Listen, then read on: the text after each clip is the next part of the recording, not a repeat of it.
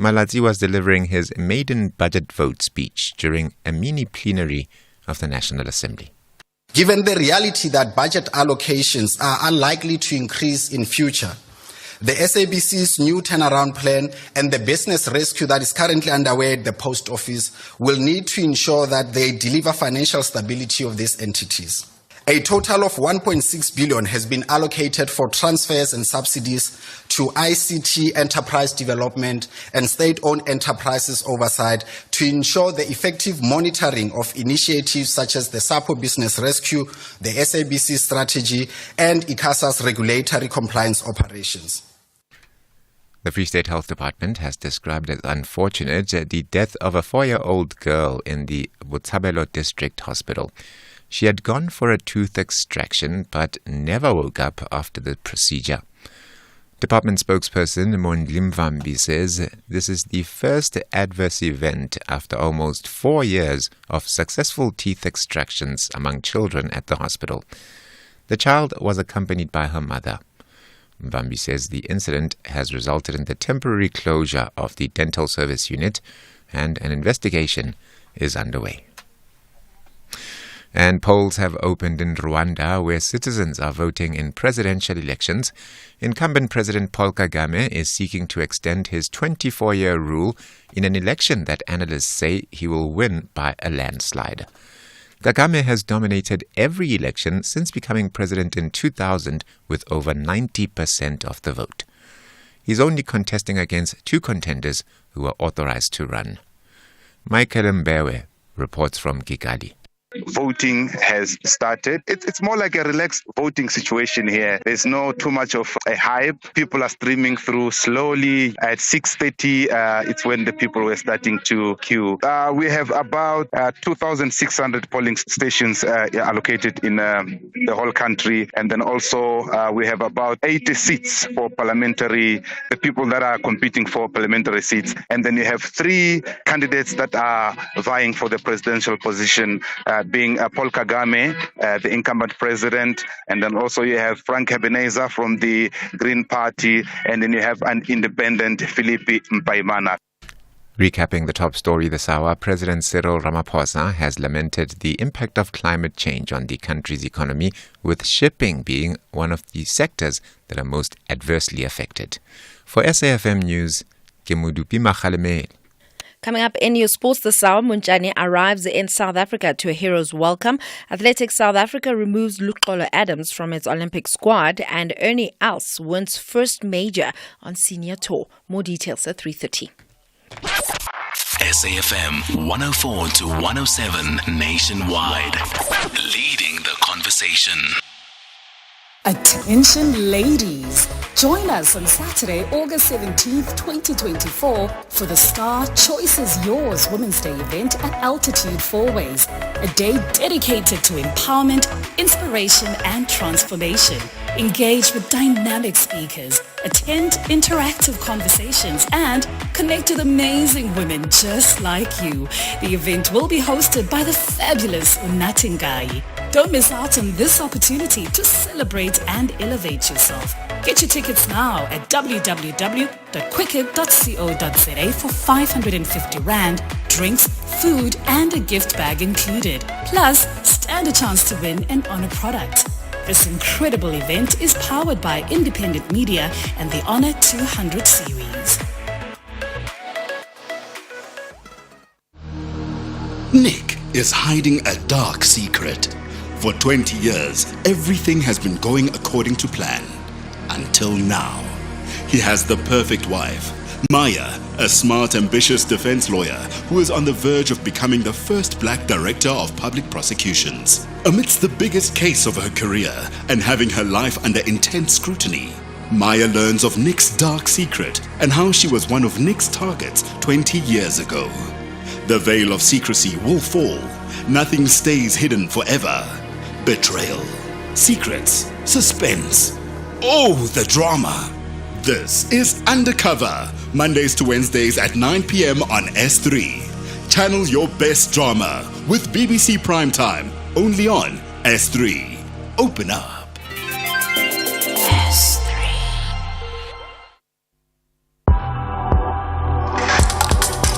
The National Pulse with Ashraf Garda on SAFM. You're listening to the National Pulse, weekdays 3 to 6 p.m. So it's Monday afternoon. A lot has happened over the weekend, particularly around the attempted assassination of the American president, former president Donald Trump, maybe president as well, coming up. Who knows what will happen? Either way, because of that, we certainly have to talk about it, and we will talk about it coming up pretty shortly. Parliament opens up on Thursday. We'll talk about that, some of the backstory around what the goings-on will be. Looking forward to that conversation. And just a thought to you. I mean, Mandela Day comes up on Thursday as well. Any thoughts that you have in terms of what you are? Well, not thoughts, any plans that you have in terms of what you are doing for Mandela Day? I certainly would love to know. You can connect right away on that and a range of issues that impacts the National Pulse, 086 000 2032. And you can WhatsApp, text or voice notes, 0614 104 107. My name is Ashraf Garda. Welcome to the show. You can also tweet us or Facebook us, so tag SAFM Radio, tag me, Ashraf Garda, use the hashtag The National Pulse. So let me get going with this, right? So it was a crazy sporting weekend, isn't it? We also have a South African Wimbledon winner as well. But I won't talk about KG for now. Let me talk about this. 2 Spaniards helped the Spanish win Euro 2024 in particular. That I want to talk about. Nico Williams, the goal scorer, the first goal, and Lamine Yamal, who set him up for that all-important first goal. What do they both have in common? They both play for Spain. They are now winners, European winners. But very importantly, they both have an African heritage. So what's the big picture there? Well, Lamine Yamal, he could have played. His family, in fact, comes from, his father is Moroccan, his mother is from Equatorial Guinea. And Nico Williams, the goal scorer, his parents come from Ghana originally.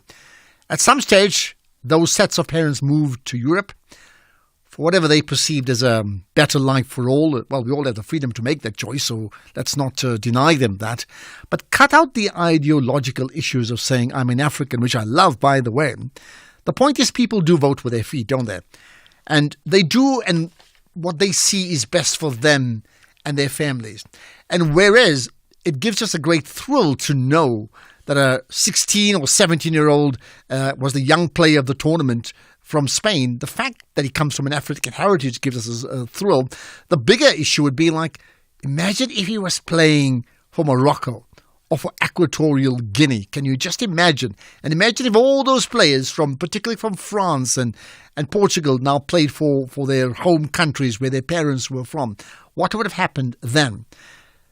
So the challenge then to the rest of the world, I understand, the issues of imperialism and colonialism is one aspect. But the truth is, as we are here now, that has come and that has gone. There's a huge impact on it. But so many people from Africa leave African shores and head to Europe, the home of their former colonial and imperial masters, for whatever reason that they see there are better conditions for them there than where they are right now. And it's rather bizarre to think they would think that, but that is the reality, isn't it? And the bottom line to all of this is that people will be enticed to risk whatever it is that they risk to get to the other side of the sea, unless, and it's a big unless the conditions in their home country or our home continent changes. And that's the bottom line. For far too long, we have elected African leaders on our continent, and the reality is there for all to see. We can continue blaming others, but they are now in power, they're in control, they're in charge.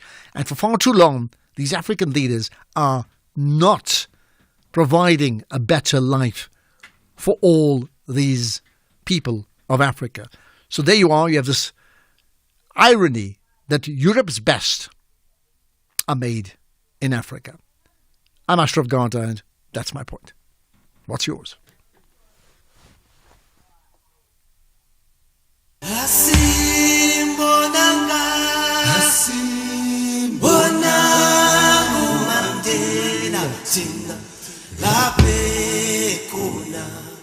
La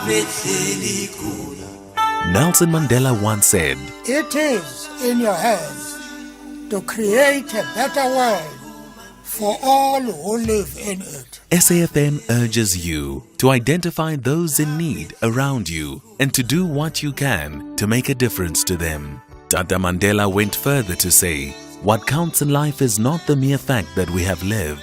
It is what difference we have made to the lives of others that will determine the significance of the life we led. SAFM celebrates Mandela Month. The National Pulse with Ashraf Garda. Well, I like that. I see Nokawe from Peter Marisburg is quick on the draw saying, Ashraf, hello. Mandela Day, we are doing a clean-up in our small community. Tell me more about the community. I'd certainly love to know about that, right? Here's another one, Ashraf, a better life. Makes you think, doesn't it, from Kaz in Durban? Well, it is, Kaz. It's a contradiction. I love my continent. I love my country. The fact is people will leave to wherever they are, right, if they see something just about more appealing for them. And therefore we find a mass amount of people, part of the African diaspora, in fact, who are contributing to uplifting other societies as opposed to their traditional heritage. Gets you thinking. Okay, 0614 104 107. What's your thoughts? What's your point? You can call in as well, 086 000 2032. And as always, tell me where you're listening in from. Love to know wherever you are listening from, especially on streaming live. I did tell you as well that the big issue certainly coming out of the weekend has got to be that of the attempted assassination of the former U.S. President Donald Trump, and maybe, in the eyes of many, soon to be the U.S. President Donald Trump. So let's get two takes on this issue. We'll chat later on to Doug Hay, who is a former communications director for the Republican National Committee. We'll come to him shortly. But let's start with, as part of our Global Watch feature, chatting to Anita Powell, who's a correspondent for Voice of America. Anita, I understand you are speaking to us literally from the White House. Ashraf, good morning and good afternoon, rather, to all of your listeners. Okay, so what is a correspondent for the Voice of America doing the beat at the White House talk about today with all your colleagues? I mean, I'm trying to understand the mood of the nation on this early hours of a Monday morning for you. Right. So the White House is kind of the locus of emotional energy for Washington. And there's a lot of questions. There's a lot of tension today at the White House because we're all wondering what happens next. There's so many questions that Americans are asking, and therefore we as journalists have to ask of the administration. Questions like, how was this allowed to happen? Do we know anything about the shooter? What security protocols are going to be put in place to make sure that this doesn't happen to other protectees of the U.S. Secret Service, which is one of the largest and most elite security groups in the United States. So there are a lot of questions today. And many of us in this building, of course, are Americans. We go to a lot of these events. We have a stake in this country's future. So like many Americans today, I would also say we are concerned about the ugly reappearance of political violence in a country that we care so much about. Now here's the thing, and someone was rather mocking in saying this, but I get the point of it, to tweet out the fact that, South Africans traveling to America, please be cautious because their country is racked in a potential civil war, and you never know, there's been an attempt on the life of a former president. The point I'm making, of course, this person was making some fun, and I think you would know why. The point I'm making, therefore, does one view this in isolation as one person, or do you see this as part of a bigger plan, and by who? Wow. I mean, you can take that crazy train as far as you like and say, this is a big conspiracy. In terms of the actual attempt on Donald Trump's life, this thing that happened on Saturday evening in Butler, Pennsylvania, I think at the time being, until we know more, we do have to view this as an isolated attempt, as one gunman who believed erroneously that his politics was more important than everyone else's, right? But if you're talking about larger patterns, just the tone of political rhetoric in the United States, especially coming out of the far right of the Republican Party, then yes, we do see patterns. But in terms of this being some sort of coordinated attempt on the life of Donald Trump, or there being some sort of shadowy figure in the background, we don't know at this point. And so I think we have to leave it at that. So what then are the questions? And I know it's early morning, but what are the questions that are being asked and will be asked in the next few hours? Well, I mean, of course, everybody wants to know why this shooter acted the way he did, what his motivations were, whether there were any other people involved in this action or if there's further action. And then, of course, the big thing is this morning in Milwaukee, which is a city in Wisconsin, the Republican National Convention begins. We've heard that former President Trump is going to be attending. He's going to be speaking later today. We're actually expecting that today he may announce his choice for vice president. So there's a lot going on. There are obvious security concerns about that, but just also the myriad twists and turns of the American political cycle, which this election year is especially chaotic. Now, a lot of conversation is going around the security issues, in terms of, and I've heard conflicting reports where initially it wasn't even the security services who told people to sort of gather away or move away because of a potential threat, but in fact it was the public, the supporters of Trump just in the crowd who actually saw the shooter first and advised or told the security guys about it. Now that alone is rather puzzling considering who we're talking about in the first place, right? What do you know in terms of the facts here? There's just too much speculation in terms of the facts of what we know as to what actually happened. I think you've nailed it, Ashraf. There is too much speculation. We've got to stick to the facts. We've seen interviews with people who did say, indeed, that they waved to the Secret Service and said, hey, there's a guy on the rooftop with the rifle.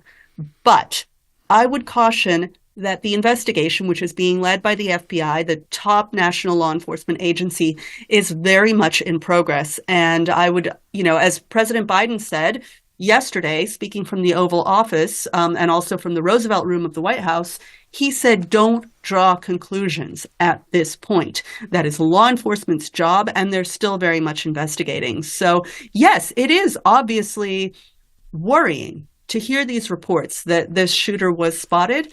But until we know more, I think we have to be very cautious. Well, I hear you, but I mean, it is a point that we know as a fact that the shooter or the security or law enforcers at that time, it appears they either saw the shooter very late or they reacted very late. So either way, the life of a significant figure in American politics, in global politics, was not well protected at that point in time. That's a fact, isn't it?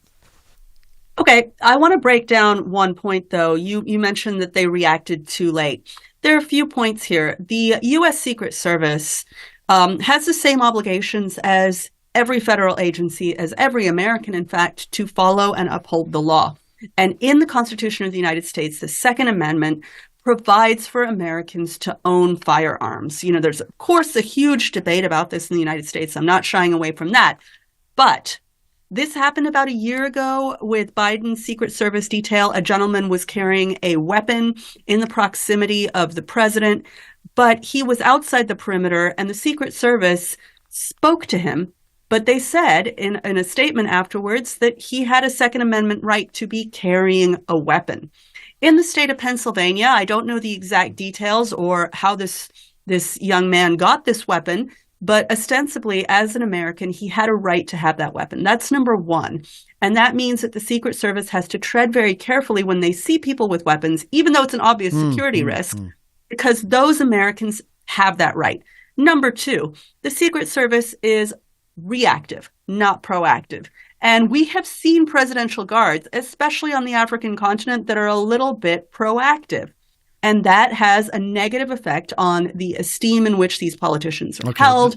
That is not their MO. And thirdly, their rules of engagement, which are not anywhere published and, of course, have to change from day to day and are privy only to them, probably laid that out. So the fact that, yes, the shooter did get off a few rounds, unfortunately hitting former President Trump in the ear, is lamentable. But I think you also have to understand that his Secret Service detail may not have had a choice. They couldn't have just seen a dude with the weapon and shot him dead. That's not how they are. Just the last thing before I let you go, just in one quick line. Does what has happened to Donald Trump, the way human beings think, does this set him up to win the U.S. election? Just a quick one-line answer. That's the $1 million question. Short answer, I don't know. Okay, got that. And maybe he doesn't know either. Anita Powell, thank you so much for your time. Really a privilege chatting to you. Voice of America White House correspondent, talking to us right now from the White House. Ashraf Garda on SAFM. I will get to your calls in as soon as we can, and certainly many people commenting about a range of issues. Looking forward to the Sports Bulletin with Tumi, all about winners this weekend, no question about that. Let's, however, move on to another take on the story.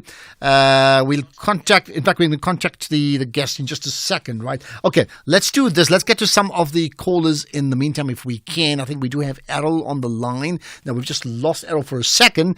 Let me see if I can connect with some of the WhatsApp comments that we can get. So people commenting about some of the range of different issues here. Ashraf, good Lord, if the most powerful man on earth is not safe from an armed AR-15, and then saying different things, I can't remember what he said. God have mercy on our hands. Got that. Okay, well, I mean, yeah. Okay, and we'd expect that person to be protected, but clearly that's not the case. There's further comments on some of the issues we've raised already. Here's one of them. Hi, Bridget. I'm an automotive mechanician. I can do auto electrical work and mechanical work.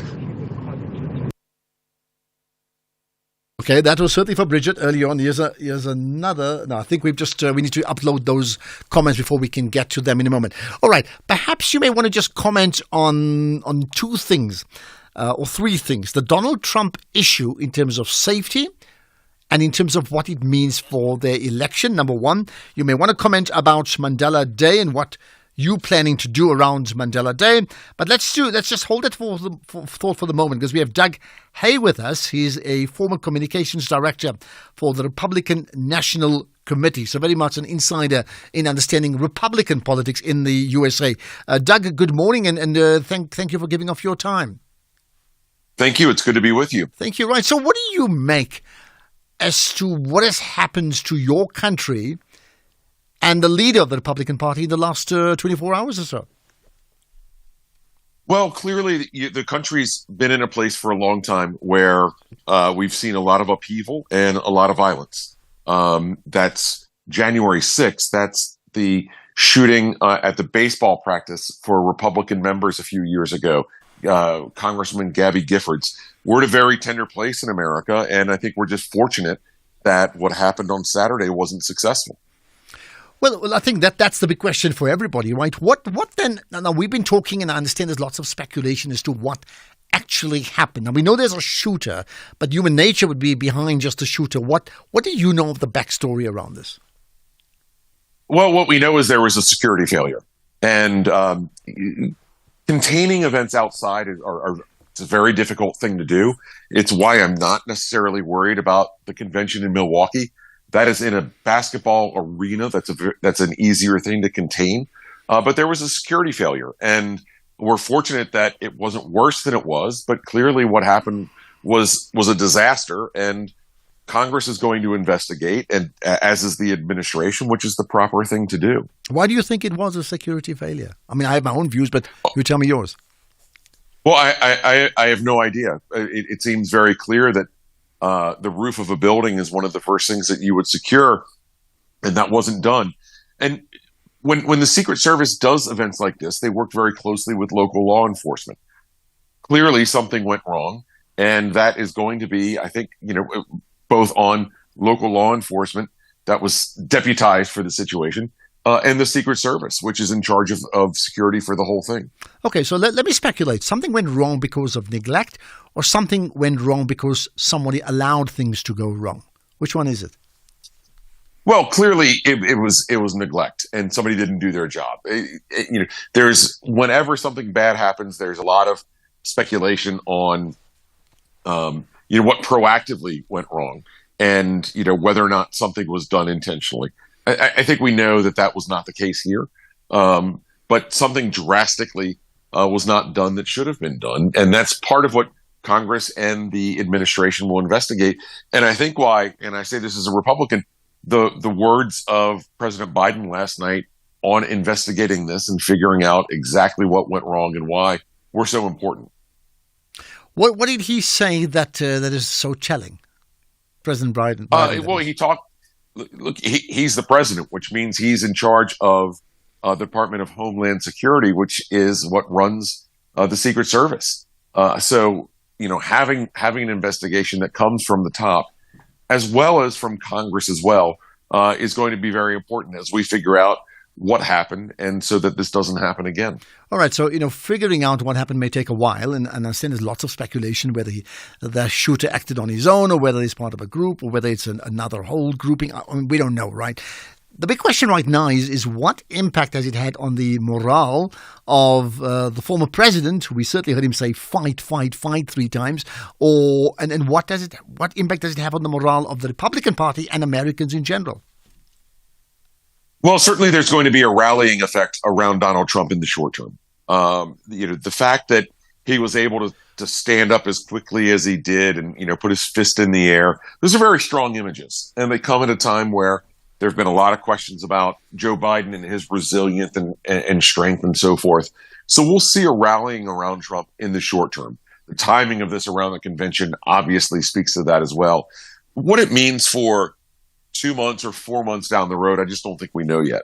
Here's the thought. Why would Trump would only be targeted because it's an election year and he's potentially the president once again? Or is my imagination running wide here? No, I think we've had systemic problems like this. Again, the former Speaker of the House was targeted and her husband was attacked in her house. We've had members of Congress who've been shot at. We have to figure out clearly what this person believed and why they did what they did.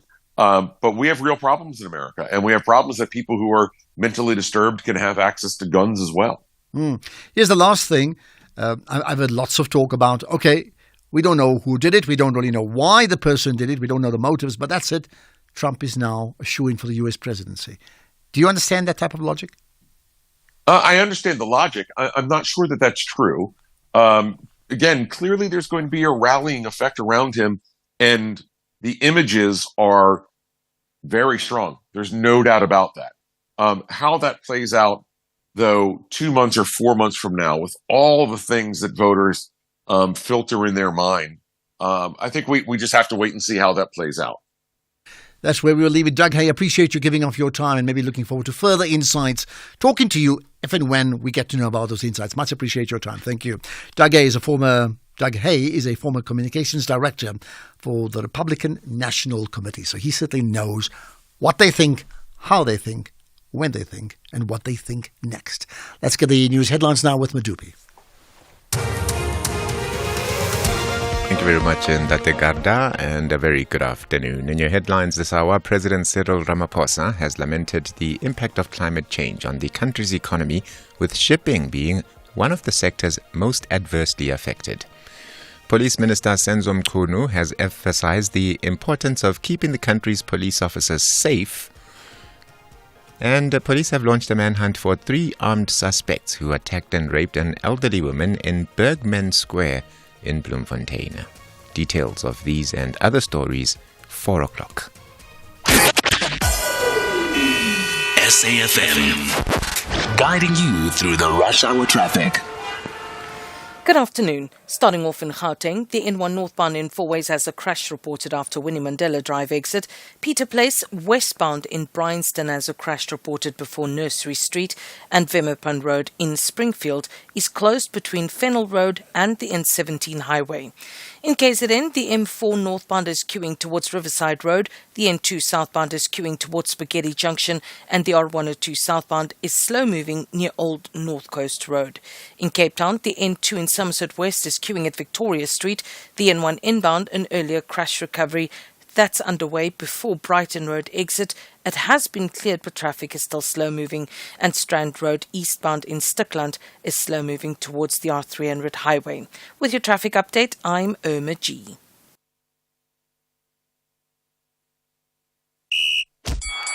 This is SAFM Sports with Tuming Kapele. Should we have a very own Minister of Sport? I'm trying to guess what you would start with, and I'm leaving it up to you. It could be the Euro 2024. It could be South Africa's very own Wimbledon winner. It could be Wimbledon in general. It could be, I don't know, maybe a football coach has been sacked this weekend or today. I don't know. You tell me. Well, I am starting with our Women in Sports feature, deservedly so, and the spotlight being on the first black South African woman to win a Wimbledon title, Kgothatso Montjane. She did it alongside wheelchair doubles partner Yui Kamiji, and they claimed a 6-4, 6-4 win over Dide de Groot and Jiske Groven. So now Montjane is a 3-time Grand Slam doubles champion to go with her run to the final of the Wimbledon singles women's final in 2021. Born in Seshego, Polokwane, she was born with inborn disorder affecting both her hands and one foot and had her other foot amputated by the age of 12. And despite all those challenges, she's a champion of note with 29 singles to her name. Now, the wheelchair tennis ace arrived back in South Africa this morning to a hero's welcome, and she says that this victory keeps the legacy of wheelchair tennis alive. Honestly, for me, this victory is just making sure that the legacy of wheelchair tennis exists, you know. I'm sure you all know the struggle for us as wheelchair tennis athletes in the country. We still are pleading for the support to get our programs back on track. I mean, this is just, for me, I just do it to keep the legacy alive until we get that support. And as you know, 3 athletes have qualified for Paralympics with merit at the moment for wheelchair tennis. So you can imagine how important this moment is, that we still pleading for that support. And obviously, everyone is just did it in their own capacity and their own individual merit. So for me, it's just about keeping the legacy of wheelchair tennis alive. To her. Meanwhile, staying with tennis, Novak Djokovic has dismissed any retirement talk after losing 6-2, 6-2, 7-6 to Carlos Alcaraz in yesterday's Wimbledon final. He only managed one break of serve throughout, and despite the poor showing, he says that he will continue to compete at top level. And next focus for him is the Olympics. In athletics South Africa have removed sprinter Luxolo Adams from the Olympic Games squad. This is due to his inability to prove his fitness. This is according to Athletics South Africa. They believe that Adams is not in good shape and not ready for the Olympics. He was supposed to compete in another event in Hungary on the 9th of July, but he withdrew, leading to Athletics South Africa to conclude that his performance in Italy indicates that he's not ready for the Olympics. In football, as we know, a couple of teams have started their preseason preps. As we know, Orlando Pirates down in Spain, and they face Sevilla tonight at 9 p.m., a game that you can watch on Pirates TV on YouTube. And they played to a 2-2 draw against Wayne Rooney's Plymouth Argyle FC.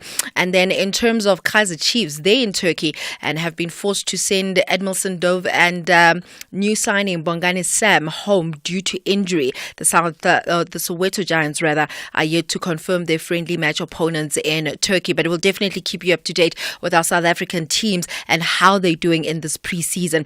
Elsewhere, England coach Gareth Southgate says that he refuses to be rushed into deciding now if he wants to remain as England boss or not. The Three Lions have now lost European Championship finals, and Southgate, whose contract expires at the end of the year, also led England to the 2018 World Cup semi-finals and quarterfinals 4 years later in Qatar, but he has not been able to end his nation's long wait for major tournament glory that stretches back to the 1996 World Cup. Those conversations with important people behind the scenes, and I'm obviously not going to discuss that publicly first.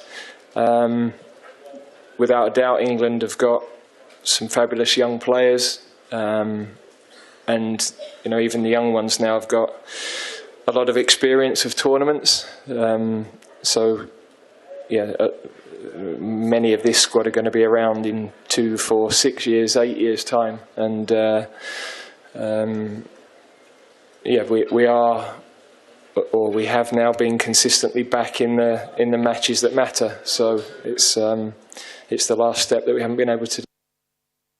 Meanwhile, German striker Thomas Müller has announced that he's retiring from international football after a 14-year career, including the 2014 World Cup title. The 34-year-old played 131 times for his country, scoring 45 goals. And he was a key member of the German team that won the 2014 World Cup. And one of his motivation to retire right now is unfortunately Germany bowing out of the Euros in the quarterfinals. Anything's off with the golf news. SA's Ernie Els says that winning the Colleague Companies Championship was a long time coming. Now, Els became the first player to get to 3 PGA Tour Championship victories this season when he bagged his first major on the Senior Golf Tour. The 55-year-old shot 2 under 68 yesterday to finish at 10 under 270, edging South Korea's Zhou Yang by a shot. With that said, it is a wrap from my side. I'll have more on other sports. Well, it's not quite a wrap. So did you watch? So I watched Wimbledon women's final. Mm-hmm. I watched the Springboks Island last gasp. Oh, goodness. I watched the men's final and I watched the Euro 2024, but I obviously followed the doubles, women's doubles, wheelchair doubles, right? And knowing a South African one. Where was your attention on? I watched the Euros final. I watched the men's Wimbledon final, also following KG's final in the doubles sections. And I watched a bit of the Springboks, not the full game. And KG's win? Absolutely amazing. I think it's great. Obviously, he should want to win it on the single side of things. But listen, despite the fact that she's in the doubles, she's won Wimbledon, marking her as the first South African black woman to win a Wimbledon title. And it just shows that whatever that you aspire to be and the dreams that you have, they are valid and you're able to see Absolutely. it to a pass. But also just highlighting that wheelchair tennis is there, alive and kicking. And there are people that are doing well in it. Exactly. And she's won a Wimbledon for the first time, but she's won a Grand Slam before. So she's a champion, absolutely. Yep. Here's the last thing. And this is the challenge I put out to a champion group that I had yesterday. I said, I look forward to the day that we as South Africans can celebrate a winner in the Wimbledon singles, men and women. When we get to what we've just seen yesterday and on Saturday, now that would be magic. But for that to happen is why your grassroots features are so important. Absolutely. Yeah. Okay, more sports in an hour, right? Yep. SAFM 104 to 107 nationwide. Leading the conversation. Nelson Mandela once said, It is in your hands to create a better world for all who live in it. SAFM urges you to identify those in need around you and to do what you can to make a difference to them.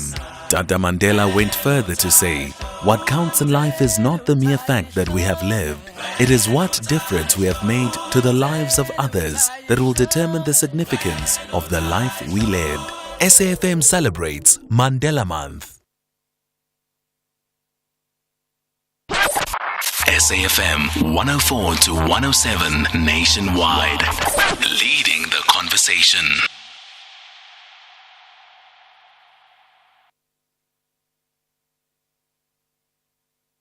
The National Pulse, weekdays, 3 to 6 p.m. Right, we're going to get to some calls on some of the issues we've been talking about. I'll also get to some of your voice notes that we've got. What is this? Ashraf, I'm disgusted by the media, including you, not even talking about a man who was killed during Trump's assassination attempt. Where is the equality? Really? Our focus on this channel, a South African channel, is to focus on global leaders, not just on one individual person who we don't know. And obviously one can sympathize with that. But that's not the reason why we do these interviews. We have to speak about a former president of the USA. It's all about context, and you need to understand that. So if you're disgusted, I'm sorry, but that's just the way the news cycle goes, right? Ashraf, how can people say the attempt on Trump was staged? It's ridiculous.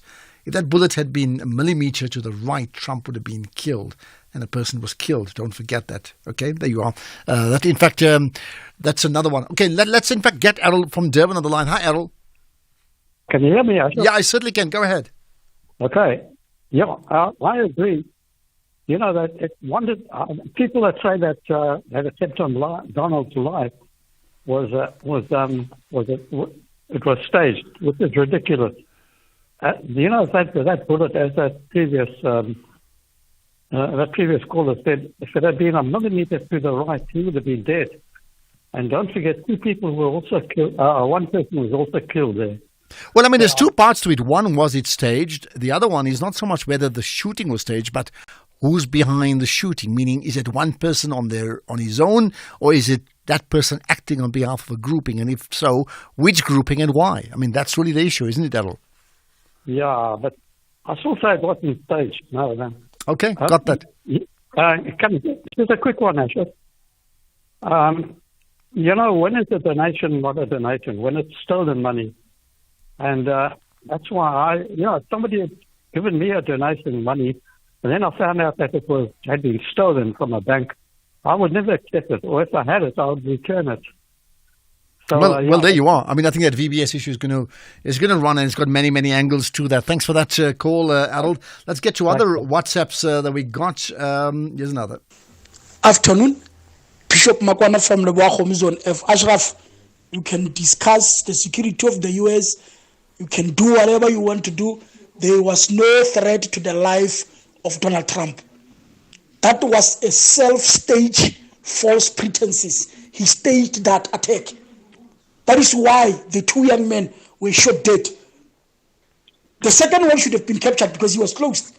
They could have shot the one on the top. But how can a person with an AR-15 that can shoot over 550 meters miss a guy at 150 meters? It's not possible. That's utter rubbish and nonsense. Okay, well, I mean, my answer, I don't know, okay? But I understand there are contradictions, and perhaps the contradiction is the lack of security. When you think of the USA and what they are and what they're supposed to be, then you wonder, as you've probably heard my callers, my guests just now, and listen to those podcasts to say, on the roof of a building in the outdoor is the first place you secure. Like, why would that be unsecured? It's very, very strange indeed. But, I mean, really, a lot of speculation about what may have happened, right? Afternoon, Mr. Ashraf. Hope you had a great weekend, sir. Yeah, man, what happened in USA, I wish it won't ever happen in our continent, African continent. Yeah, man, and I saw Ramaphosa's message as well on Twitter. I was like, yeah. It's that time. Anyway, it's Qenqa Shivasa here. What's has? Okay, you saw Ramaphosa's message. Lots of yeah. I don't know what to say to you. Let's get another one on the assassination attempt. Good afternoon, Ashraf. It's Theo in Cape Town. Ashraf, why are we surprised about Donald Trump being shot or attempt of whatever they say? If America already had their president assassinate President Kennedy, what do you think will happen? On that time, there was no Secret Service. There was also Secret Service. So we don't need to be surprised. The president is not immune from assassination. You know, they can shoot him at any time, just like anybody else. You know, America is not also safe like any other country. So you cannot say, and especially when they allow people to work with weapons, it's more obvious that the risk of any official being shot, it's highly likely. Thank you. Theo in Cape Town. Well, I mean, I don't know if we're surprised. I think you can be shocked, not surprised. But the fact is, listen, I'm not a fan of Donald Trump, just so that you know that. But it doesn't mean that you effectively glorify and glamorize the fact that he was killed or almost killed. You know, you don't do that, right? In terms of being a potential target, I think all leaders are. That's why they've got 100 people security around them. I am surprised at the fact that the shooter was allowed to get his shot in. That I think I'm surprised, because I think it was not the most difficult area to secure. And I'm not a security expert, but I mean, that's just my thoughts around that. You can give me your opinion on that. But what for you drives and moves the national pulse today? There's a range of issues I can think about besides just Donald Trump. You tell me what it is. Michael, I think it's Michael or Mikhail. Mikhail in PE. Is it Michael, Mikhail? You just tell me. Hi. Okay, Michael, hi. Michael, hi. You're live? Okay. Michael, do I have you there? Yes, Donald Trump is the best president of all time. The best. Why am I saying this? Can anyone tell me one country that Donald Trump invaded? None.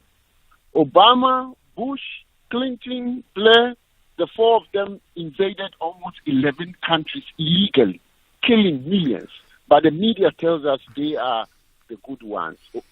Trump did not invade one country, not even one. So in my books, he's the best. Hence, the deep state, they don't want him there. That's all I wanted to say. Okay, well, I'll tell you what.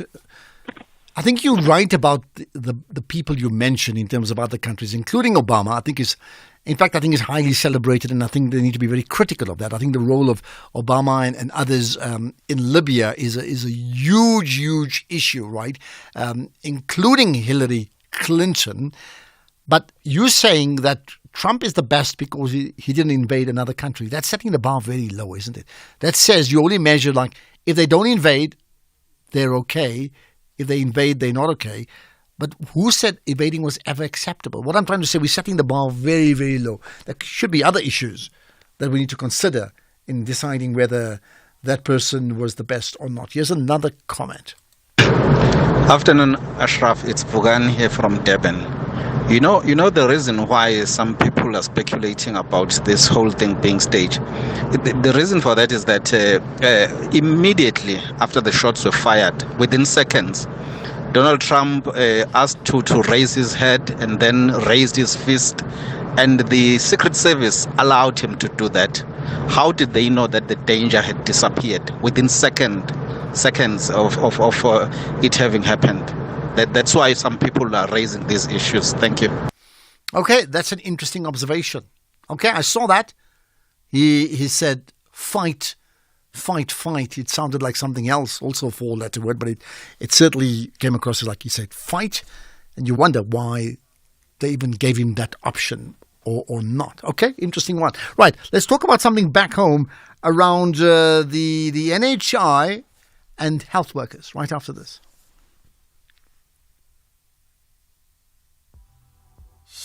Channel the forgiving spirit of Utata Madiba on Afternoon Express, Tuesday at 6 p.m. on S3, as community development practitioner Taryn Liebau shares how he rebuilt a nation with the power to forgive.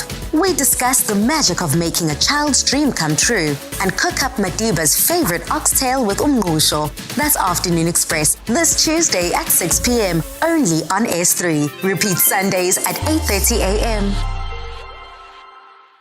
Could you be paying less for your car insurance? Outsurance has comprehensive cover with all the bells and whistles. An essential cover for cars older than 5 years under 125,000 Rand that aren't financed. I am Flip. I'm from Vredendal. I'm 54 years old. I'm only paid 267 Rand for my 2005 Ford Ranger from Outsurance Essential. Whether you choose comprehensive or essential cover, Outsurance will make sure you don't pay more than you have to for car insurance. SMS out to 30754 now. Even if you just save a few hundred rands a month, it could add up to thousands a year. Hi, I'm Lorraine. I'm 31 from Durbanville. I pay 770 Rand a month for my 2023 Toyota Corolla Cross from Outsurance Comprehensive. Do it now. Go to outsurance.co.za for a 10-minute quote that could save you thousands. Licensed insurer and FSP. T's and C's online. When Freddie, a troubled woman, is nearly assaulted outside a nightclub, the toilet attendant steps in to help. Baba, a former child soldier, acts with swift, unstoppable brutality. She's entranced. The pair form an instant, intoxicating connection. Something dark within both of them quickly emerges. Soon, they set about exacting revenge on people from Freddie's past. Baba's skill for violence and Freddie's tinge of psychopathy prove a lethal combination. But they are not the only ones on the hunt. We hunt together, Mondays to Wednesdays at 9 p.m. on S3. Starts 24th of July. Channel your best drama with BBC Primetime. Only on S3. Open up. S3. The National Pulse with Ashraf Garda. Tell you what, this has certainly got me thinking, and it probably will do the same for you. The Health and Allied Workers Indaba Trade Union is calling on government to exclude, and the key word is exclude, the private healthcare sector from its NHI plans. This, they argue, that the private sector is more motivated by the need to accumulate profit rather than the interests of South African citizens.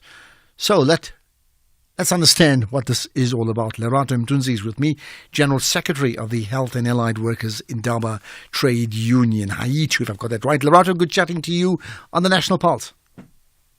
Good day, Ashraf, and good day to the SAFM listeners. Good day. So I'm rather confused by your suggestion. Tell me what you're saying. What? Private sector must be excluded from NHI. Help me understand why. Look, there's no confusion there. The whole idea of having a universal health coverage is to bridge the gap between the have and the have-nots. So it's really stemming and flowing directly from the Constitution that actually says the right to life is a right of all citizens of this country and those who live in this land. So in essence, the interpretation here says there is no life that is better than the other. Currently, with the two-tier system that we have in our country, which is private and public health, the superior health care is only received through those who can actually pay for it and afford it. If you don't, you will be subjected to the long queues, you'll be subjected to no supplies, no stock, no medication, and actually a substandard way of receiving health care. The whole idea of the NHI is to bridge that gap and ensure that all of us, whether you can afford or you cannot afford, if you are due for a heart surgery, which is not a nice to have, you actually get it. Okay, but here's the thing. If the purpose of NHI is to bridge the gap, right, then why would you then exclude so many people who are part of the healthcare, the private healthcare sector, whereas what you would want is the NHI to include everybody? So let's look at the statistics. Currently, the people that are benefiting, the population of our country that is benefiting from private health sector is only 14. Now, this is 14% of those who can afford and also those who are subsidized because they are workers, and this includes healthcare workers. The remaining percentage, which is way more than 89%, it's the people that are really struggling with a dilapidated healthcare system. So those two, it doesn't match. It actually just means the lives that are valued are those who can dig into their pockets and afford exorbitant medical aid, and the rest of the population is actually excluded in what we have said is a right to all. But at the moment, my understanding is that precisely because we have private healthcare, the plan is to start getting the best of private healthcare and replicating that in the NHI system. And the plan would be that in the longer term, in fact, we should do what many other countries in the world, and many Western countries, by the way, not that I want to use them as the only example, in fact, do. They have a system that's outside of private healthcare. So isn't that what you want? If you're saying hold on to private healthcare, you're maintaining those divisions that we don't really want. The government of the day, which is the ANC government for the past 30 years of democracy, have moved very slowly in bridging that particular gap. It is the first time that in the next year, 2026, in fact, in the implementation year of NHI, we're going to see some steps being taken. I mean, we are sitting in a democracy that has actually adopted the principles and the policies in health of the apartheid government that was exclusion. And unfortunately, we've gotten to the habit of accepting this as a norm. It's a norm because you and I, as the working class, we can afford that 3,000, 8,000 that we pay, and we've taken that as a privilege. But when we go to the bottom of it, healthcare should not even be a privilege. It should be something that is a non-negotiable. And as you mentioned in other countries, every developing country is just on how it's able to take care of its people, especially the most vulnerable of the most vulnerable. And when you are in need of health care, when your child is in need of being helped in a clinic and your closest clinic is probably Lilongwe, I'll make an example in Soweto, you do not want excuses that there's no oxygen.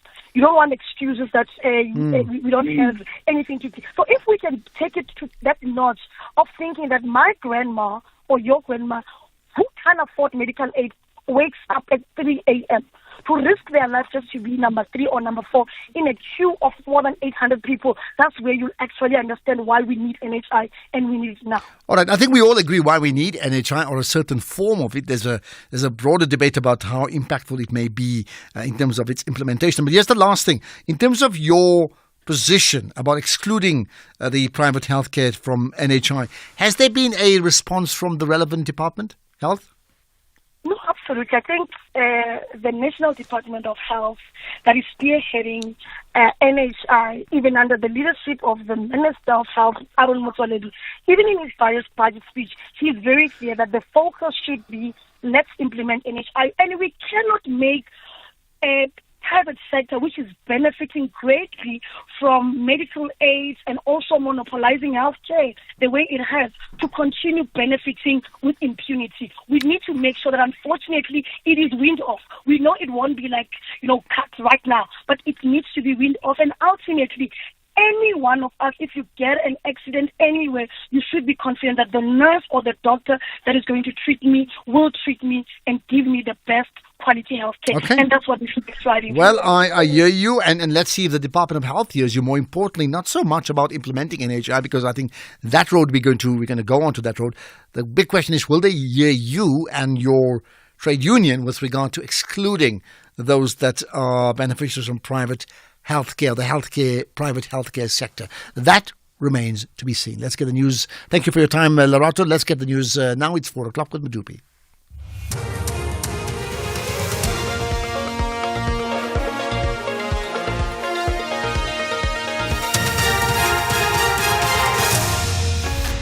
Thank you very much, Ashraf Garda. The top stories: Ramaphosa laments the impact of climate change, and Mkhunu speaks on keeping the police safe. A very good afternoon. President Cyril Ramaphosa has lamented the impact of climate change on the country's economy, with shipping being one of the sectors most adversely affected. This after winter storms along the country's western east coasts disrupted shipping operations to such an extent that the Transport Authority Transnet ordered the temporary suspension of the movement of ships. Ramaphosa was speaking at the Climate Resilience Symposium in Pretoria. These adverse weather conditions temporarily brought container ship traffic to a complete halt at the port of Cape Town when we could least afford it. Rough seas resulted in cargo vessels losing containers overboard and others being extensively damaged. Now, the port of Cape Town is the country's second largest container terminal, and in the wake of what's been happening in the Suez Canal and all that, many countries and companies have been redirecting their cargo or their vessels right around the Cape, and this weather impact has been quite negative for us. Police Minister Senzo Mkhunu has emphasized the importance of keeping the country's police officers safe. He was speaking in a media briefing in Pretoria, outlining the priorities for his ministry in the new administration. Mkhunu says attacking police officers, whether on or off duty, is regarded as an attack against the state. He shared his concerns on the increasing crime levels in South Africa. The crime levels in the country are on the increase and are intolerable. We need to act decisively and bring this situation under control. The levels and type of crime differ from one province to the other. We need to take this into account as we implement the integrated national crime prevention strategy. The leading crimes in the country currently are conduct crimes such as murders. Police have launched a manhunt for 3 armed suspects who attacked and raped an elderly woman in Bergman Square in Bloemfontein. Police say the 65-year-old woman was in her house and while she was in the bedroom with her grandson, they heard someone breaking the door. 3 unknown men armed with knives stormed into the house and demanded money. They took the cash that they found in the house and also took electronics. They then allegedly stabbed her 15-year-old grandson in the head and arm. One of the suspects allegedly raped her. She was thereafter dragged outside the house where she was allegedly raped again. The victim screamed and the neighbors came to her rescue and the suspects fled. No arrests have been made as yet. The lawyer representing Princess Masindi Mpepu Ramabulana in the Bavenda kinship dispute says that she will not introduce evidence of alleged corruption against the respondent, Prince Tony Mpepu Ramabulana. The prince is implicated in corruption related to the looting at the now-defunct VBS Bank. The princess is challenging her uncle for the crown. Advocate Alan Dotson, who is representing the princess, submitted evidence before 3 judges in the High Court in Polokwane. There is a conditional application for leave to appeal against that judgment, but the condition attached to it is that the applicant will only pursue it in the event that she is unsuccessful in these proceedings. The applicant will proceed on the basis that she is bound by the judgment. She will thus not seek to introduce any evidence pertaining to the first respondent's alleged corruption and dishonesty, and will not seek a development of customary law in this regard. And on the international front, a 34-year-old man has been charged with murdering 2 older men in their London flat after human remains were found in suitcases on a bridge in Bristol in southwest England. Colombian national Justin Andres Mosquera will appear in court later today following the grim discovery. The BBC's Aruna Iyengar has more. We've got the names today of the 2 victims, 62-year-old Albert Alfonso and 71-year-old Paul Longworth. Paul was British and Albert was originally from France but had British citizenship. The victims had previously been in a relationship and lived together in the same flat in Scots Road in Shepherd's Bush as the charged man. Both victims knew the arrested man and he'd been staying with them in the flat. The top story at 4 o'clock, President Cyril Ramaphosa has lamented the impact of climate change on the country's economy, with shipping being one of the sectors most adversely affected. For SAFM News, Kemudupi Makhalemeli. In your sports this hour, Azak MotoGP cancelled and Olympic torch passes near Eiffel Tower. More details at 4:30. Ashraf Garda on SAFM.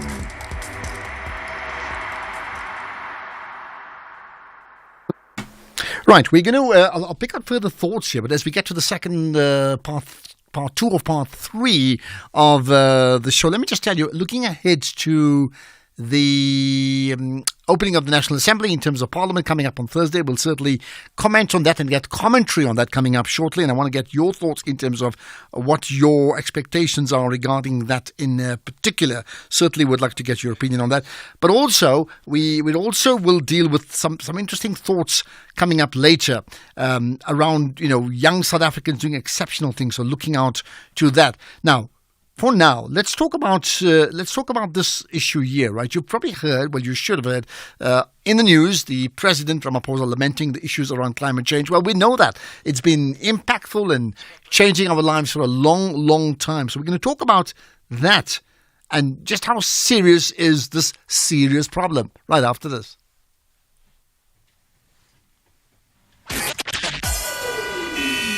SAFM, guiding you through the rush hour traffic. Good afternoon. Starting off in Gauteng, the M1 southbound in central Johannesburg is slow moving towards Kraan Interchange. Woodlands Drive eastbound has a crash before Woodmead Drive, and Dustpoort Tunnel in Pretoria is slow moving at the tunnel. In KZN, the N2 southbound is queuing towards Spaghetti Junction. The N3 is roadworks with major upgrade works between Spaghetti Junction and the M13 Paradise Valley Interchange. In Cape Town, the M5 southbound is slow moving towards Krumbum Road exit. The M3 southbound is slow moving towards Rhodes Drive. The N7 Jakes Hartwell Drive southbound is slow moving at Voortrekker Road, and the N2 Nelson Mandela Boulevard outbound slow moving towards Hospital Bend. With your traffic update, I'm Irma G. shopping sprees, catching flights while others catch feelings, shaking that thing while sipping on some bubbles on a yacht in Dubai. Some call it living soft. You know, njofo.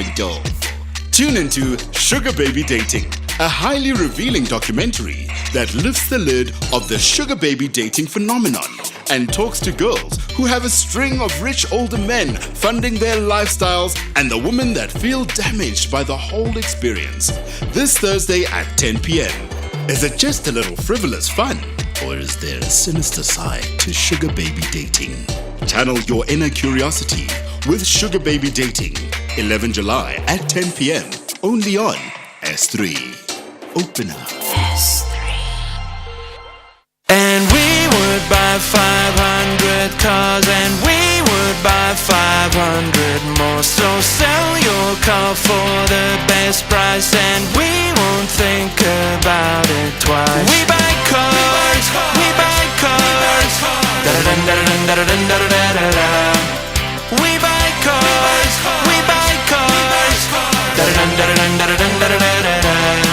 We Buy Cars, the easiest way to sell your car by far. The European outfit want to interrogate African resilience, but Tanzanian champions are highly spirited to rise. German Bundesliga club FC Augsburg battles it out with Yanga SC from Tanzania. This is the Mpumalanga Premiers International Cup 2024. Do not miss out on the mouth-watering clash between FC Augsburg and Young Africans on Saturday, 20 July at 2:30 p.m. Live on SABC Sport on DTT Channel 4, SABC 1 and SABC radio stations. Also available on SABC Plus and SABCSport.com. Hashtag We Love It Here. Tickets are available at CompuTicket. Proudly brought to you by the TS Galaxy Foundation and SABC Sport. For the love of the game.